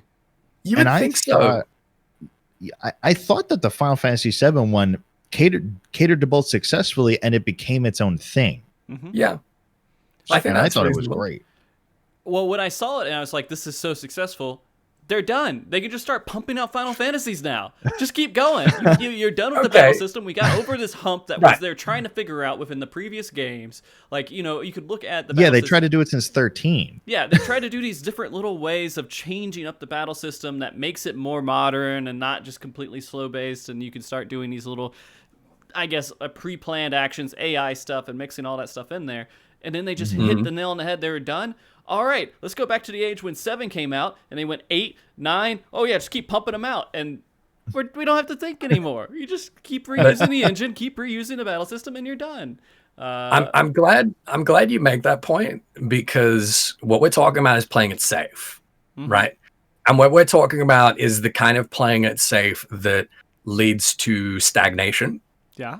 And I mean, as what happened, Final Fantasy from the beginning, it's like we got up to Final Fantasy X and it's still the same, like the exact same fucking combat, and then it's like this is getting stale. We need to innovate. Yes, they can go another 10 games with this. Yeah, they could just pump out 10 more. We're good. Then we change it again. Playing it safe and trying to like replicate more of the same with just like updated graphics, and that's what fucked up Final Fantasy 14 1.0. Okay. And because they try to be 11. Yeah, and I look, a lot of people are not going to agree with that. Obviously, they're very, very different games, but yeah, it was about like playing it safe, not trying to innovate, not trying to break the mold. That I think arguably was like one of the main reasons why 14 went the way that it did. And we're talking about Yoshida here. We're talking about break the molds, throw the rule book out the fucking window, Naoki Yoshida. Like, That's leave true. it with me. Leave it with me. This is against the grain. This is not what you guys are used to seeing here from Final Fantasy, but I'm going to do it. And it's going to be great. That Naoki Yoshida, the Naoki Yoshida that is going to say, hey, this is still Final Fantasy game. This is still an RPG, but we're not going to compromise with this combat. We're not going to like pussyfoot around and try and make it both turn-based and action at the same time. Just, I got this. I know what I'm doing. Okay, I've got one of the best battle designers. I mean, again, it's not just Devil May Cry 5 that Suzuki has done. He was the lead battle designer for Dragon's Dogma, which is a very, very different game to DMC, and had an incredibly like innovative combat, and in so many ways was like really ahead of its time.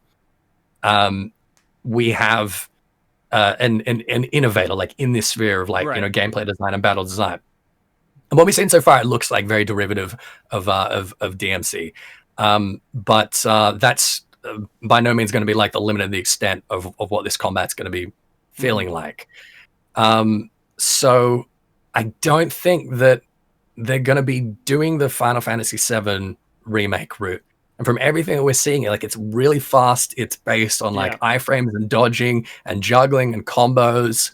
And I think that we need to try and give them the benefit of the doubt and like, understand that this is Yoshida. Like, he's earned a bit of faith from us and he knows what the hell he's doing. Yeah. Oh yeah, he has all my faith. Absolutely. I mean, like, I'm not complaining too much about it. At first, I looked at it and I thought, well, okay, that's not what I was expecting. But at the same time, I played games with action-based combat, and I'm not upset at those games for having action-based combat. It's not like it's a bad thing. Like Nier. Like Nier, yeah. So, I kind of thought Nier when I was looking at the gameplay too. Yeah. So I'm the kind of gamer. I'm the kind of gamer that I don't care about the gameplay almost whatsoever. Almost. Okay. I play games for story. And so as the story needs to be good, right? So I played Nier 1 and Nier 1's gameplay was shit, right? And I loved that game. So the gameplay doesn't necessarily have to be amazing to me. Of course it is, you want it to be good because so many people care about that as a big part of it, right? So I don't think that it doesn't look like it's going to be what the FF7 remake one is like. It looks... And I don't quite think it's going to be all like Devil May Cry either. What I personally hope for is it's more on the Devil May Cry side, but maybe with some menu selection elements in there. I guess kind of like Kingdom Hearts kind of does it, where like in Kingdom Hearts you have your attacking things, but you can still like while you're attacking, you can go through your items and menus and use things in there. So maybe you can do that because it has to have some kind of RPG elements too, doesn't it? Like, it's an RPG. We were just mentioning while you're AFK that when we first learned that Ryota Suzuki was working at Square Enix, was an interview they posted with him on their recruitment pages, revealing that he joined in 2019, and talking about like what his experience was and what his expectations were for this, untitled AAA project he was working on. And he was talking about how like the more like action RPG, like action real-time combat is what he thinks is the future and the direction that things need to be moving in. But he still wants to be able to inject like a lot of RPG elements in and make the character like really variable and versatile and have like a bunch of different types of play styles that players can sort of focus on and like hone into. I think you're right that like under the hood, like in the menus and stuff, there's going to be a huge amount of customization and variety, and that's going to be where the RPG stuff comes in. Yeah, exactly. Yeah. Okay. It's got to have so that. I think you're right. I mean, I guess if I had to think about it again, it would be similar to how Final Fantasy 15 did their weapon system, right? Where you can just kind of switch weapons. Maybe that's pretty much what they're doing. On the fly. Yeah, and just you don't have a party with you, and that's it. That's the one thing that I'm kind of sad about because I'm used to Final Fantasy, you're in a party. It's not always just you. At least from what I know. There is one area, not a screenshot, one short clip where it looks like there is another person with him, but it just looks like a normie to me. Yeah, Like it doesn't around. It just looks like an like NPC. a background NPC. Yeah. So I think it really is just him alone, and I'm cool with that. I would kind of prefer to have a party, but I did like what 15 did in terms of like where you played as Noctis and you just had your groupies with you, but they were like traveling with you, right? Yeah. It's like what Kingdom Hearts does too. I would love. That was the best part of 15's combat for me. And one thing that I thought they like really fucked up with Marvel's Avengers for not putting in was having those link actions, those like combos that you would execute by interacting with your party members. Having something like that would be really cool. And like again, who knows? This is still like pretty, like Yoshi was saying, they still got a long ways to go. Right. We can't necessarily just like assume that we're not going to have any sort of, even just like an NPC party with those kinds of NPC interactions. Then as long as they don't pull like a Final Fantasy VII thing where they completely destroyed a game and restart. Yeah. I really don't think so. I think they've been working on this for a while now, like probably like in the planning. We're coming to that. Creative. We can demonstrate how long they've been working on like it. 4 years, right? Like since Heaven's Word, really. Yeah, exactly. In some capacity. Yeah. Yes, 100%. So the other thing to kind of notice is that they did have a lot of really big enemies, and so it does seem like there's going to be a lot of aerial stuff that you're doing when you're fighting them, like you're going to be jumping up and down and everything. And I thought the enemies actually looked kind of cool. Like they didn't seem bland and just the same old character. It's just a big variety of different monsters that you're fighting. Like you saw a Marlboro or whatever in there. That freaking Marlboro was... When the whole point of Marlboros is that they're not very mobile. So when that thing came rolling at you, it's like, holy shit. Like that's freaking terrifying. Yeah. Do you guys think it's going to be kind of open world in a way that you're like running around, or is it going to be?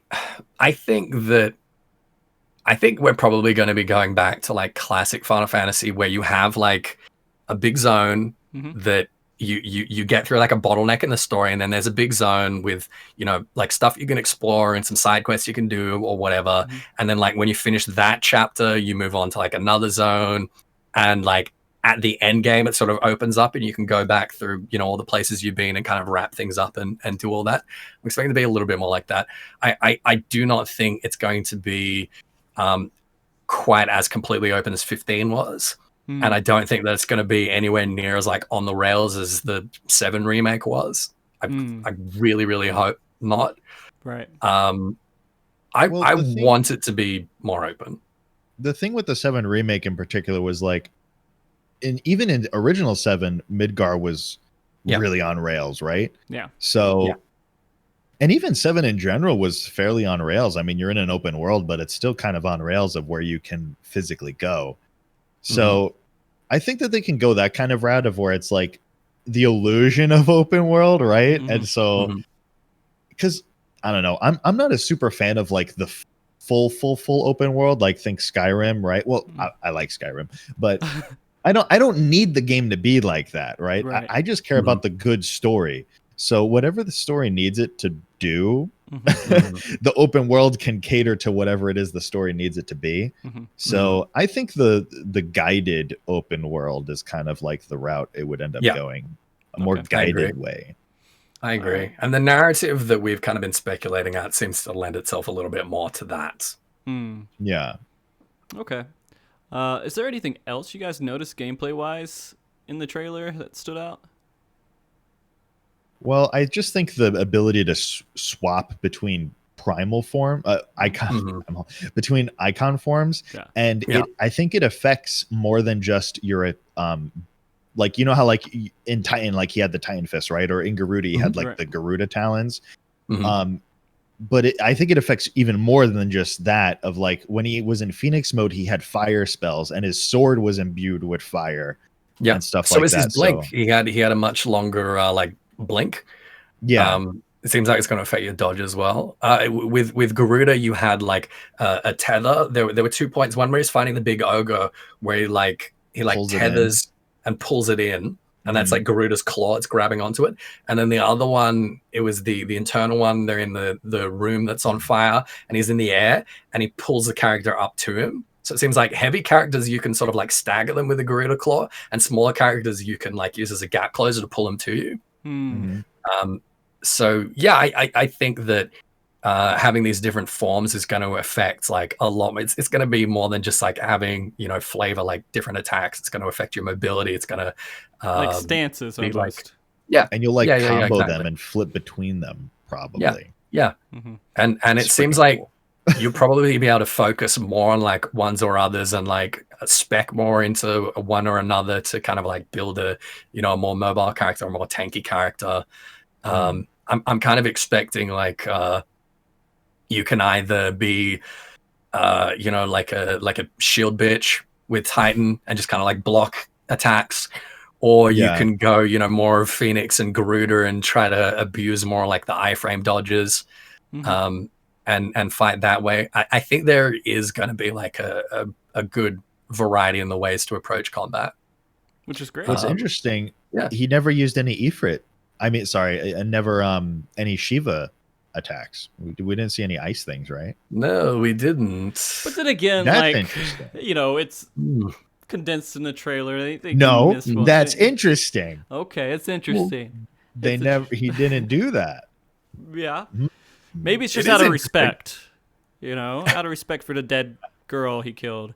Oh God. Maybe he I don't know. didn't kill the girl. Yeah. Maybe he didn't. Maybe he saved her and killed Titan instead. Yeah. Hey, who yeah, knows? you're right. That could be it. Definitely killed Garuda though. Oh yeah. I think seeing it so far, there's still a lot of room for them to kind of move around and do things with. But I'm pretty sure I'm confident it's going to be a single player action. They've said RPG. Yeah. explicitly that it's going to be single player. Yeah. There's not going to be any way that you can like. You mean no, Yeah, right? well, yeah. What I meant is no party, but yeah, what you right, said, yeah. So there's not going to be any party that you're going to have or anything. I think, at least, you may have people who are like fight along with you, but they're not anyone you control in any way or shape or form.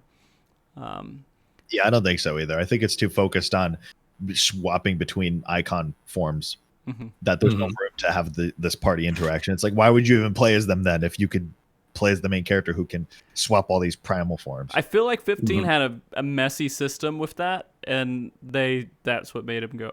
My opinion was 15 was a little messy with their system, and they just decided not to do it anymore. But Yeah, I think you're probably right. I mean, Kingdom Hearts has done it forever too. It's like you have Donald and Goofy with you, and they're so freaking useless. So it's like if you have the Why even bother?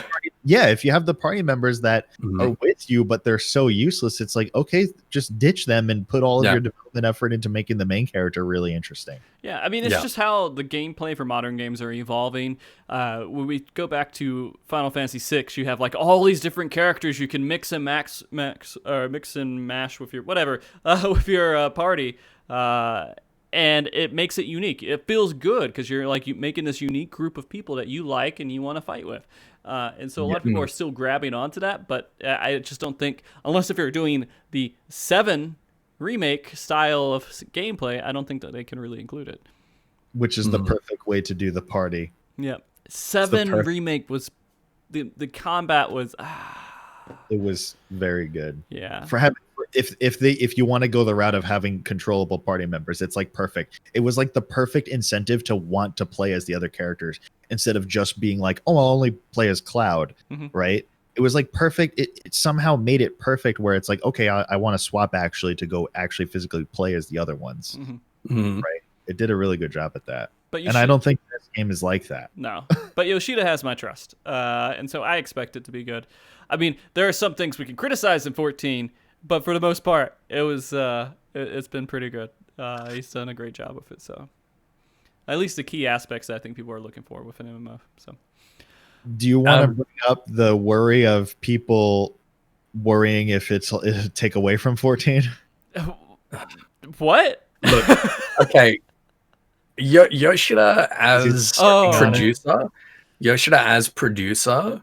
We've already pretty much established, and we're gonna reestablish in a moment that this has almost definitely been in the works since 2016. Okay, that means that Yoshida, this thing that we're so worried about of Yoshida not spending enough time on 14, he's already been doing that for 4 years. Have any of you guys noticed? I haven't fucking noticed. Most of Yoshida's job's already done. All right, and this is not an MMO. Yeah, all right. But this is not an MMO. This is not a service game. It's a one and done, with maybe an expansion or, a couple of DLC episodes or whatever. Yeah. But like, it's cool. Don't worry. It's fine. I really don't think that we're going to see a huge impact. Rinchan, they've been doing it since Creator. Oh, the raid salt there with. Oh yeah. They've been doing it since Midas, dude. Oh, yeah. Wow.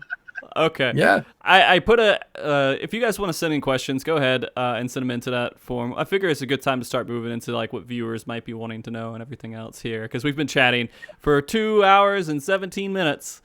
Yes, we have. Trailer easy. Not even. Would you like me to just machine gun real quick the people that we think are like actually, yeah, that would be good. Well? While we're waiting for some questions to come in, yeah. While we're waiting for that. All right, cool. So Kazutoya Maihiro was the lead main scenario writer for Realm Reborn and Heavensward. Okay. After Heavensward, he mysteriously vanished, still working in Square Enix onto another mystery project. Okay. This is in 2016. In Stormblood, he was credited as the dev supervisor, but didn't have an active role. Okay. He's previously worked on Final Fantasy Tactics and Tactics Advance. He's worked on Vagrant Story. He's worked on Final Fantasy 12 and Zodiac Age. He's worked on The Last Remnant as the lead planner. So he's worked very, very closely with Matsuno and with Hiroshi Takai, the director, and of course, obviously, with Yoshida. People are suspecting, based on the timeline, that he is going to be one of, if not the lead main scenario writer for Final Fantasy 16. So the guy that wrote A Realm Reborn and Heavensward, the lead main scenario writer for those, is almost definitely one of the lead main scenario writers, if not the lead main scenario writer for Final Fantasy 16. So that should make us feel pretty confident about this story. We also have rumored for the same reason, Mitsutoshi Gondai, who was the lead battle system designer for Realm Reborn and the assistant director for Heavensward, also stepped back as a development supervisor for Stormblood because he was working on another mysterious project after Heavensward. We have Tsubasa Masao and Keiichi Baba, who were together the two lead character artists for Realm Reborn and Heavensward. Same thing. Yeah. Sorry. No, I'm character artist. I misspoke there. Keiichi Baba and Haruya Ishii were the lead character artists for A Realm Reborn and Heavensward. But they, again, same thing. After Heavensward, they've been moved off onto some other mystery projects at the same time as all of these other people.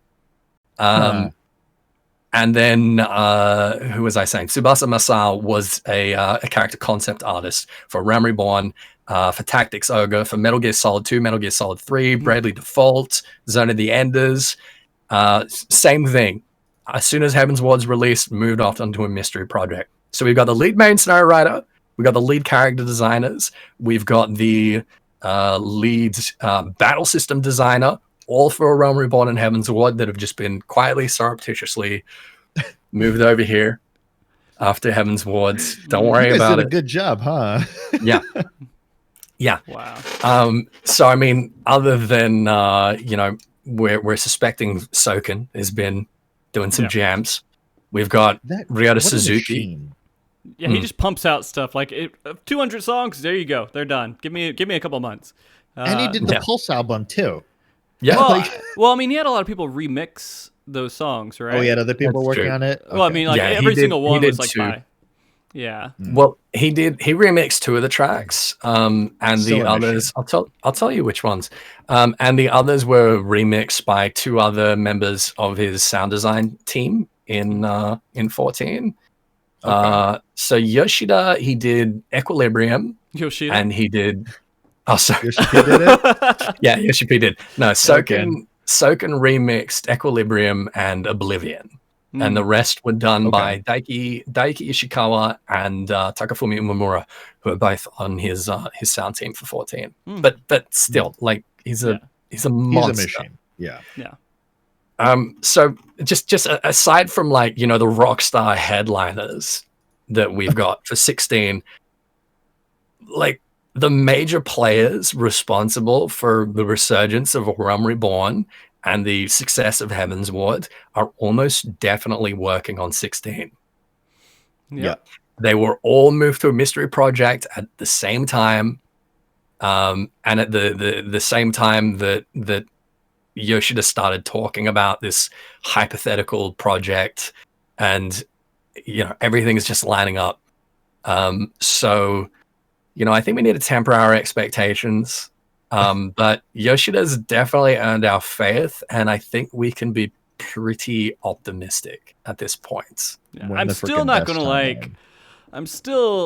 be like, oh, it's going to be the best game ever, because I need to keep my expectations down low, because I can't be disappointed. Sure. Yeah, you can't think any game is going to be the best game ever. Yeah, there's always a chance your expectations will be killed. Like I expect to play Cyberpunk next month, and just expect it's like the worst game in the world. I mean, I don't know. We'll see. So I try to keep my expectations low, so I know that after I get into it, if there's any issues, I'm not going to be complaining about every single misstep that the game has. Yeah. It's good to have a Frosty on these conversations. I think it's really huge, the fact that the director Hiroshi Takai already has worked so closely with Yoshi P, right? Like that's huge. Like it's like you're at a job and your coworker, the one that you worked the best with, right? Like you guys did everything together. Then you both left that job and got another job together as like managers. You know, you would kill it. It's like doing a show for MogTalk and bringing on people that I've had on a lot that I talk well with, and then just like knowing it's going to be amazing, and it turns out to be amazing. You know, it's like that. Yeah.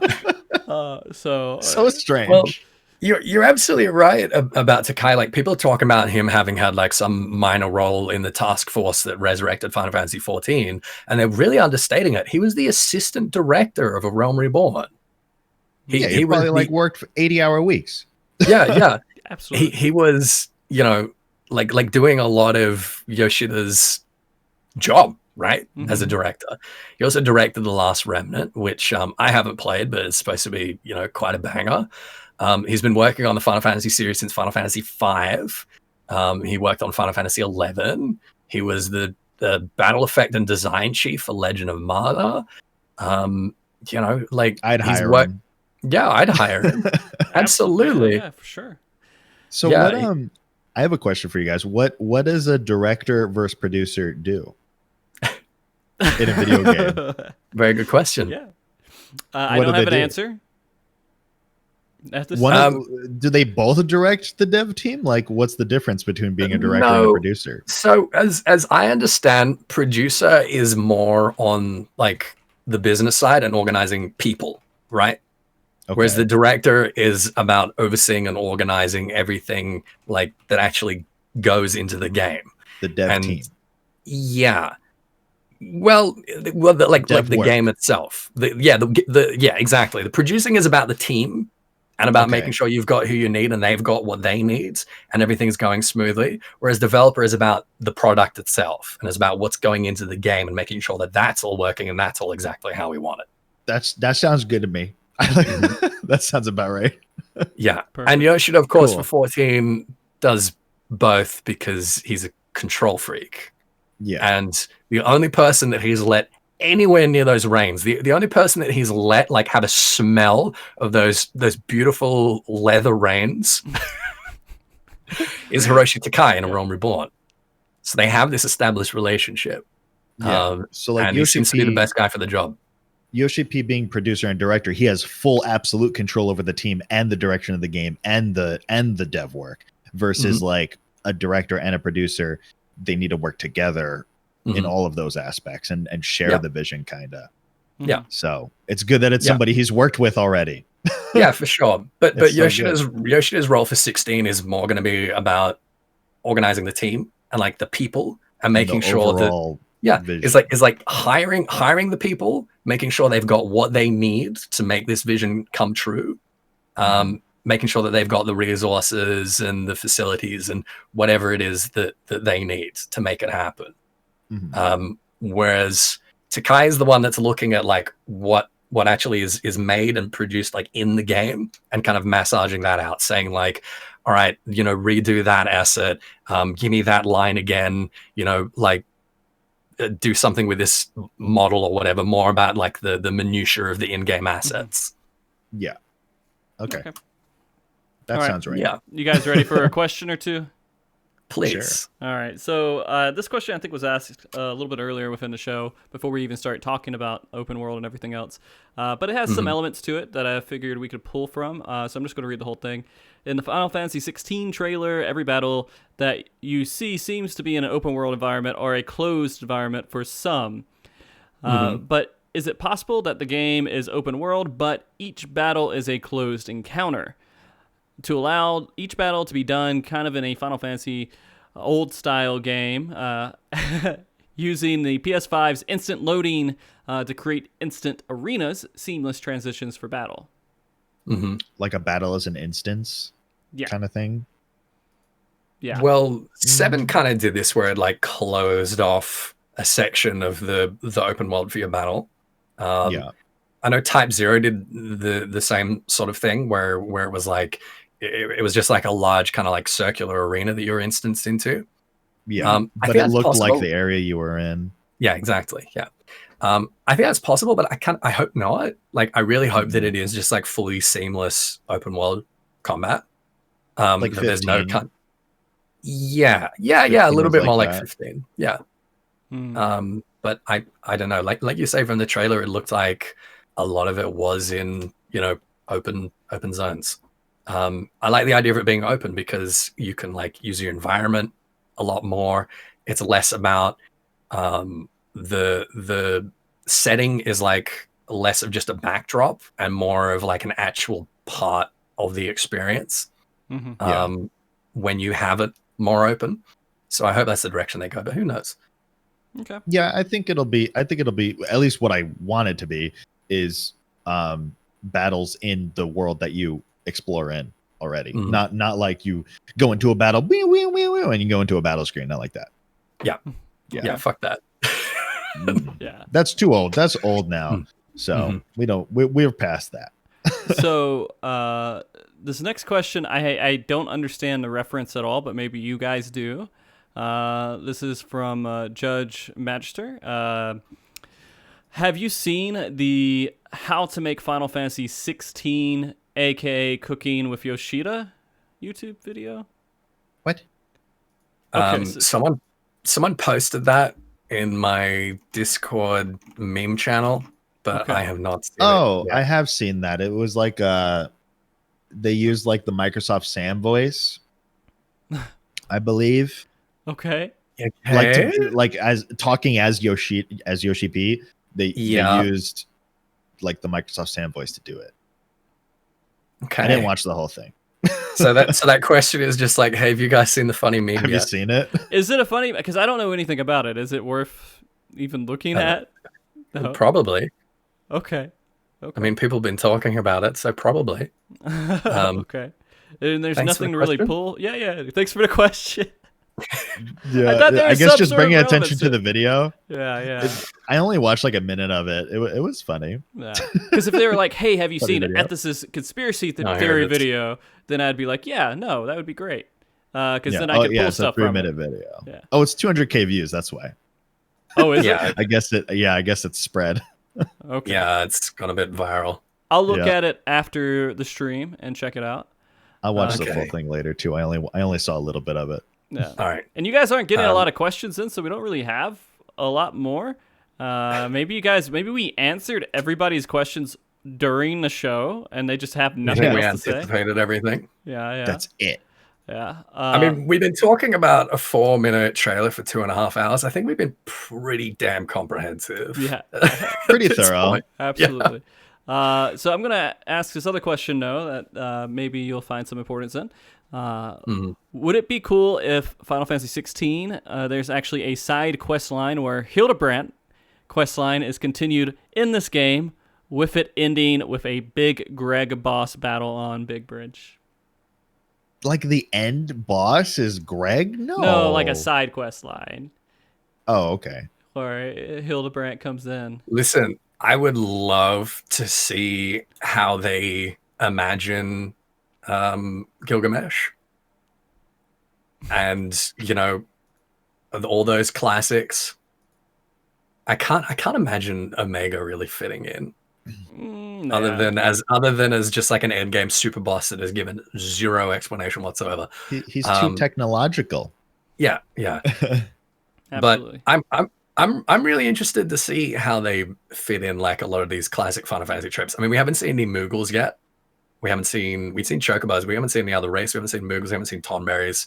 That's true. I wonder what the Moogles will look like. You know, it's a very dark, gritty world. We know that like Moogles, like in the Final Fantasy VII remake, right? The Moogles look like koalas. Yeah. I got to imagine being all like dark and bloody. The Final Fantasy 16 Moogles are going to be more like just make them like Shoebills again. Just Shoebill Moogles. Shoebills. They're Emmett Selk Moogles. Shoebill everything. No, please. That's disgusting. Can you even imagine? No, they're going to be drop bears. They're going to have like big sharp fangs, and they're going to have like blood all around their mouths. And it's a horror game. Yeah. I mean, game. A dude gets decapitated, and his blood sprays all over his son. That's and there's why a the game Moogle is in the M-rated. background. Yeah, and there's a Moogle in the background, just like jerking it. Which I guess we didn't bring up, right? I'm gonna ignore that. Oh shit! We didn't bring up that this game is the first mainline. I'm gonna Koopa nut. Game, right? What were you saying, Larry? I couldn't hear you over my. This game is the first M-rated Final Fantasy game. Yeah. So well, it's been given like a anticipatory, like provisional rating. We don't know if that's going to be the final rating. It's literally There's just based blood on the splurting. Yeah. As soon as you get blood splurting, it's M. They might decide after getting that provisional M rating, they might decide like, oh shit, we need to make this more accessible and like, you know, tone it down that a little would bit. suck. But I don't think so. I don't think they will. The thing is, when they don't tone it down, they lose sales in other countries. Because there are certain countries that have very strict rules about what they can show. But then again, is it that important to sell to China? Right? And so, go for it. Well, it's more about the rating. It's more that if they have this stuff in certain countries, they have to have like an 18+ rating in those countries. Oh, that makes sense then. But yeah, I don't know. I think that it's definitely worth it to keep going forward with what they're doing, and not because Final Fantasy isn't like, it's not Fortnite, right? It's not going to be the new kid thing that kids are playing. It's going to be something that people who've been around the video game world want to play. I think. Yeah. I mean, yeah, the core fan base, the cool kids. Yeah, the core fan base of Final Fantasy is like, you know, guys in their 30s. Yeah, and then it's going to be so cool, and that people are like, "Oh, this is an amazing game," that kids will play it like Grand Theft Auto. But yeah, of course they're going to get their hands on the game somehow because everybody's talking about this game, they love it. Then there you go. The thing was with when I said guys in their 30s, I don't mean like gendered guys. I mean humans in their 30s. Just to get ahead of myself, correct myself there. Oh yeah. The FF7 remake, to get the teen rating, they had to not show the blood with Genova. Remember that part? Like the Genova in the Shinra lab, it used to have blood all over, everywhere. It would be bloody, right? So they didn't do that in the remake. So, if they did, it would be M. Yeah. I don't remember that as much. In the original, it was bloody everywhere. Are you talking about 7? In 7, the original 7 in the Shinra lab, when Genova gets out, it's bloody everywhere. Huh. Super bloody. But in the remake, it's not bloody. It's just this. Oh, you mean in a new one? Stuff. Okay. Yeah. Yeah. I mean, they do a lot in 7 that I feel deserves an M rating for some reason. I mean, like the language they use seems a little bit unrestricted and a couple other things, so I didn't even think about the rating on that game, but I guess that makes sense. Yeah, it's teen. Huh. it was kind of it kind of just jarred me because I got to that point. I was like looking forward to it. I was like, this part, I was like, this part in the original was so bloody. It just would look so creepy now, right? I was kind of excited to see it, but it wasn't like that. It was just purple. Maybe it still looked pretty creepy. It was creepy, but it was just purple. Maybe they did it the creepy way, and they're like, "This is a little too much." they're like, "This is horror game now." Let's dial it down a little bit. Yeah, I could see that happening. We do have. There is actually a couple of questions here that I'll ask here, and we can say we'll be done with that. One is one that I don't agree with, but I figured maybe you guys would want to hit it too. It's what do you think about the lack of female characters? But there's female characters in the trailer, a good amount. There's two female, three? No, there's three female characters. There's like three. Right? Yeah, one of them is a child. That's one of them is a child. Mm-hmm. One of them is the trope of like the sickly mother. True. Okay. You know, the invalid mother who's got to give the protagonist some sort of, motivation to protect and nurture. And the third one is also the trope of the, pipe smoking greasy bitch. Yeah. So I kind of get it. People that are looking at it and being like, it doesn't look like great representation here. But the problem is that like when you're depicting like medieval, like dark high fantasy, when you're looking at stuff like Witcher and Game of Thrones as potential like inspiration, like women are not treated very well in that context. It's true. They weren't. Yeah. They weren't. And the central like themes and character arcs of women in those types of media is usually to like revolt against that establishment, No. And I hope that we see that. I hope that we do see some strong female characters. I mean, we already see one seems to be representing a nation almost, right? Talking to the Duke, the one with the pipe. Yeah. She's definitely a woman in power. Yeah. Yeah. And so I feel like maybe it just wasn't captured in the trailer, but there definitely are. Like there wasn't a lot of background female characters. I guess that's I didn't really pay attention to that. But the trailer overall, how many you had the Joshua.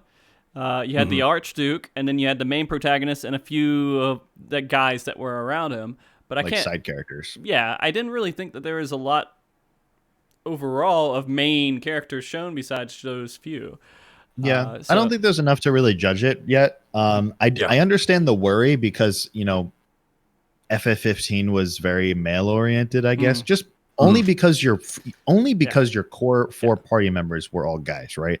So I understand that. But 15 still had awesome female characters. Like Aranea was freaking awesome.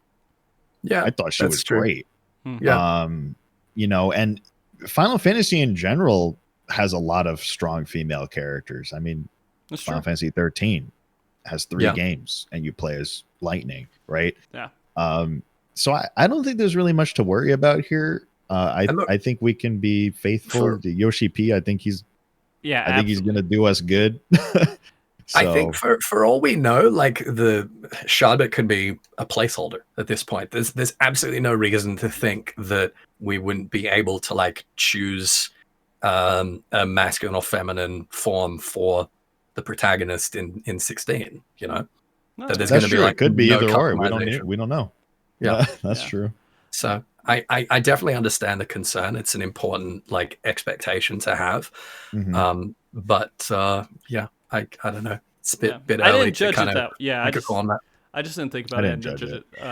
Listen, we're white men. Okay, it's true. We do not watch a trailer and think twice about representation in it until someone draws our attention to it. That's unfortunately just that's the reality. Absolutely. And we can start going into the perspective and how we kind of grew up. And these are, because we are in this perspective that we see things differently, and we don't realize that not everybody can just switch shoes and see what the world actually looks like from them, because they weren't treated the same and everything else. And that's a whole nother conversation. That's another show. Yeah, that's a whole nother show. Yeah. It is a big issue and a big thing behind a lot of my beliefs and what I feel. And but we won't go into all that, at least on air right now. The only thing I'll say is I have complete faith in Yoshi P to represent everybody, right? Yoshi P has done a great job with 14, and I don't see any reason. And to he does doubt. a really great job with representation overall too, I think. I mean, he's made his comments on like what was that one comment he made recently about there is a guy who was dressed up Fitterman or some way, and there was a mother. Yeah, a mother shooing the child away, and he felt really shitty about that happening and didn't understand. So he understands. Okay. One other question that we had here. Where was it? We already really talked about this. Never mind. Oh, no, this one we talked about, but there's one above it that we didn't talk. There we go. This is the one I was looking at. What does Ethys and Larry, not Frosty, want most from the lore of Final Fantasy 16, i.e. how deep and what kind of connections? Connections? Oh. I don't know. No connections, please. No connections. Okay. No. I think we both want it to stand alone in its own world, its own cosmogony, and not have any like clear, explicit connections to 14, right? Yep, absolutely. Yeah, I want it to be its own thing. Yeah. As for what I want from it and what I expect from it, I think a slightly more like dense, slightly more mature kind of story than perhaps we're used to from some previous Final Fantasy games. A lot of the Matsuno inspiration and a lot of the things we see in games like Tactics and Tactics Ogre and Vagrant Story is about like political intrigue and that kind of stuff is kind of what I'm expecting. I want some mystery, some depth, some darkness. I don't want it to be such a clear cut like good versus evil sort of narrative, and I don't think it will be. I don't really have any like clear and precise expectations or like a wish list for like beats that I want the narrative to take. But it seems like it's going to be a revenge plot that is going to be subverted, and then we're going to have this protagonist that is just trying to kill this guy that murdered his little brother and his dad, and he's going to end up having to take responsibility for something larger and then end up having to save the world in the process and decide which is more important. And that's a very kind of like tropey narrative, but it's one that can be told in a really compelling and thoughtful and emotional way, and I trust my hero to do that. I'm excited to see what they come up with. Okay, Larry, you could do tropey tropey situations, and it can completely be different depending on how you write the characters, right? Yeah. So having really interesting and compelling characters with their own desires and motivations and all these things can turn a situation way more interesting than just what the trope is. I feel pretty much exactly the same way as what Ethys just said. The one thing that I do hope is, and this is something that I worry a little bit about, just because reading through the A Realm Reborn and Heaven's Word, and a little bit in the Stormblood story too, using the Old English gets a little heavy to read sometimes. Yeah. I kind of hope they don't do the super heavy Old English. It kind of like it. Yeah, it doesn't seem like it, and just from the fact it seems like they're using the same kind of English voice actor studio, or at least similar kind of aspect that they did in A Realm Reborn and Heaven's Word, made me think maybe they would do that old heavy English. I just hope they don't. Yeah. the way that they the languages and everything that they used in Shadowbringers was perfect.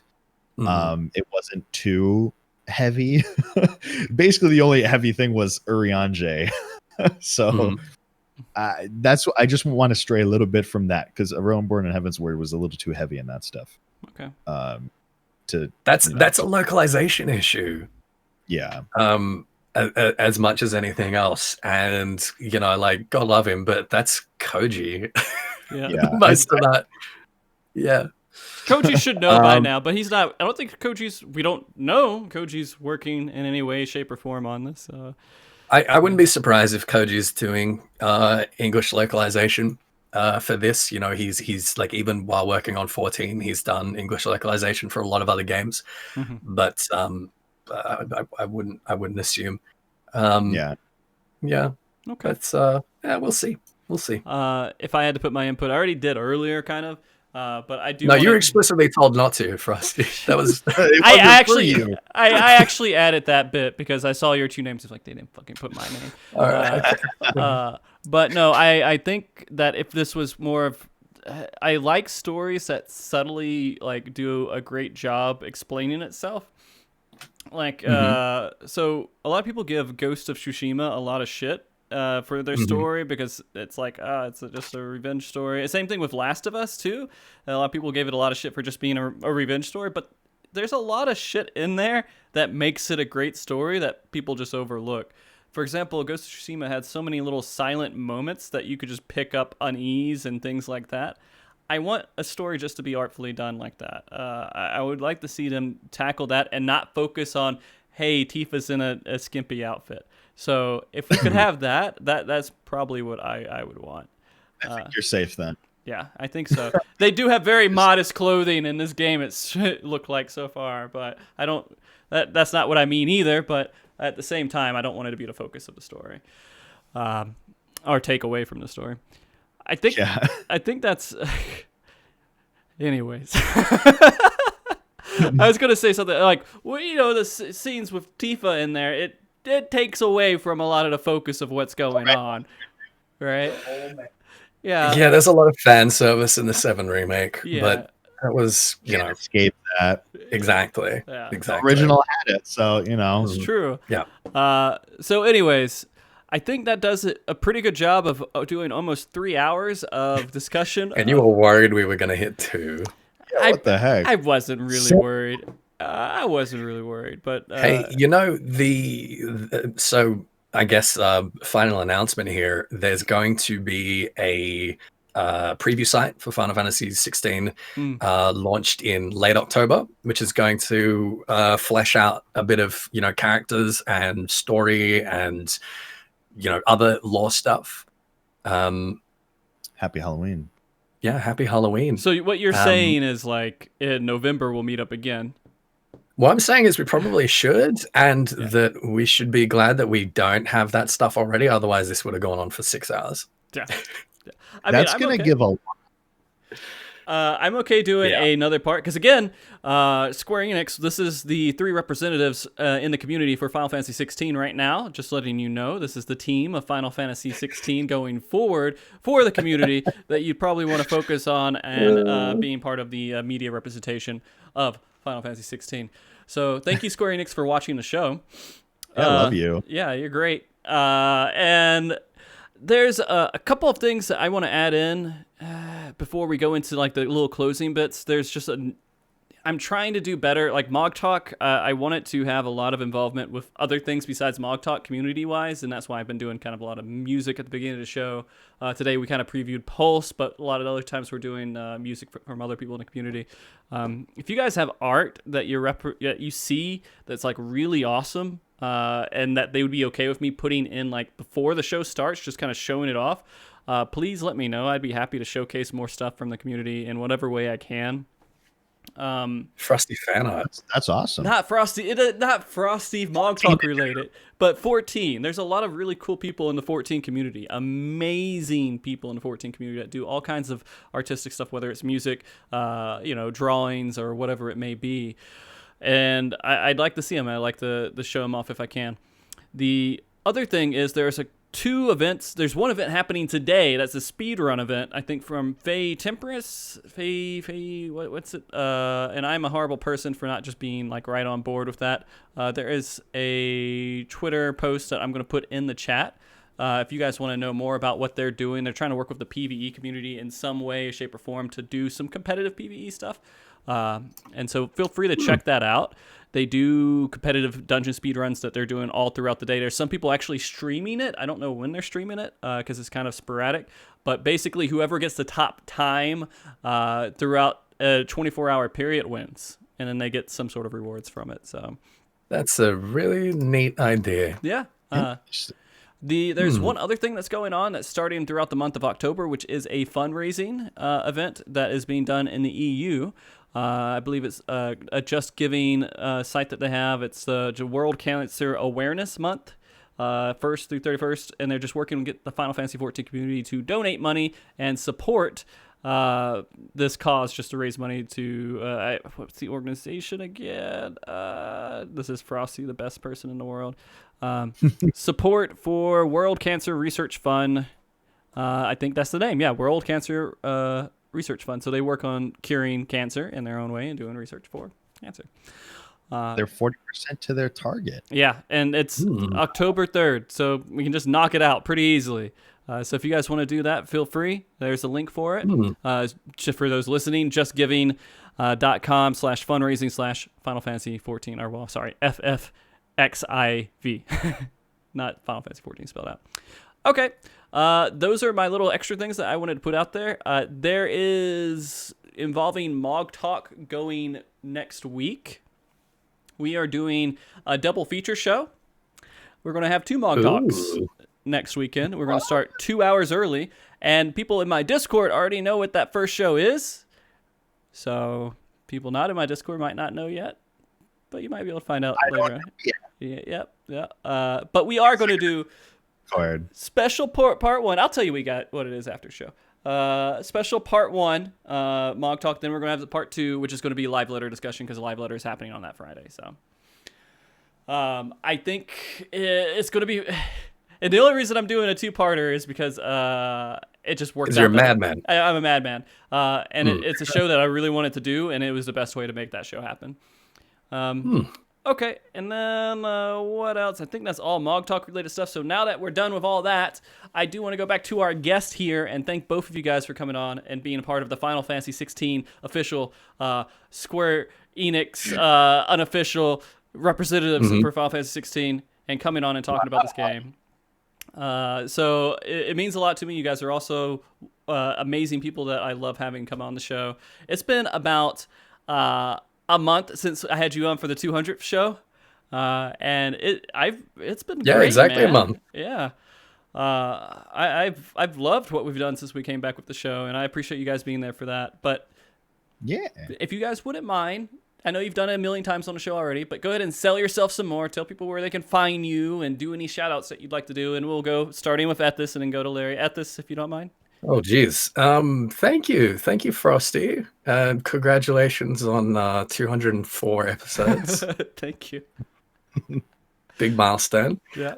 And thank you all so much for watching and supporting, particularly for engaging with something that is not so explicitly Final Fantasy 14. Obviously, there's a lot of overlap, but for a lot of us, like Final Fantasy 14 centric creators, when we even put one toe outside of that wheelhouse, someone wants to come along and try and cut it off. So thank you for not doing that to Frosty, and thank you for not doing that to me.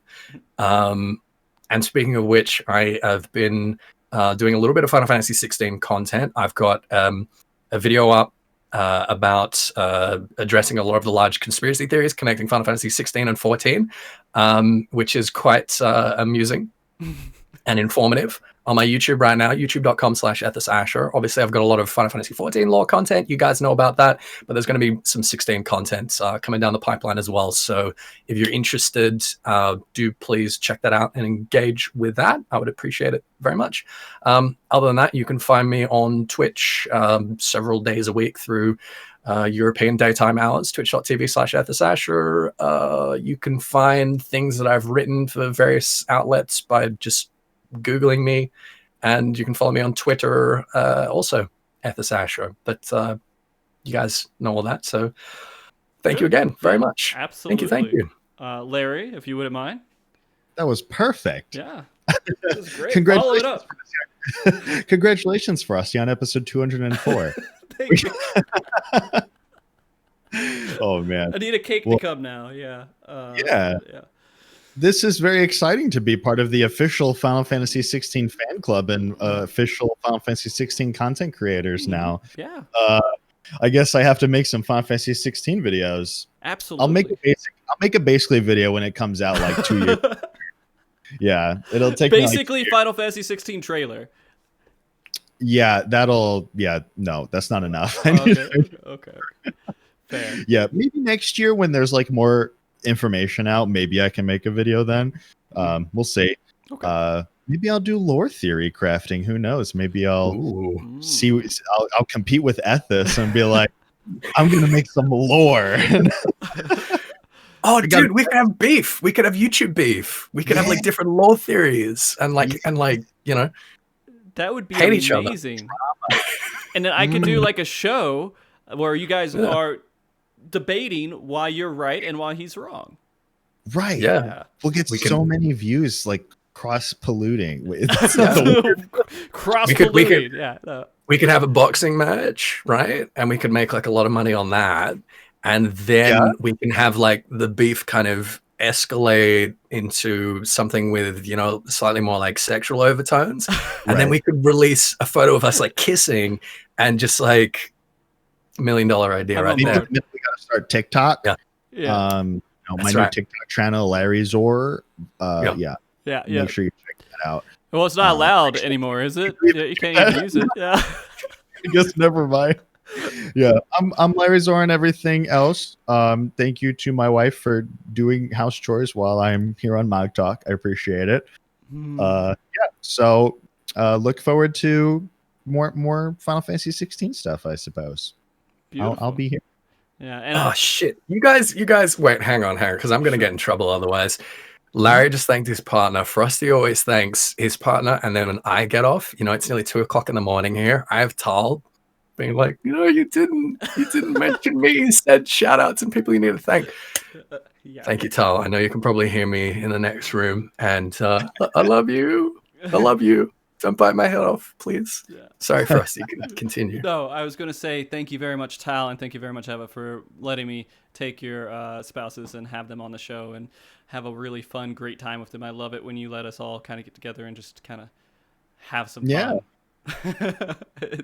It's great. It means a lot because these guys mean a lot to me and MogTalk and everything in general. So anyways, guys, I want to say this as well. Thank you very much for coming and watching the show today. It's been fantastic to have you all come and be a part of this conversation for the first of many Final Fantasy 16 discussions I'm sure we will have here on MogTalk.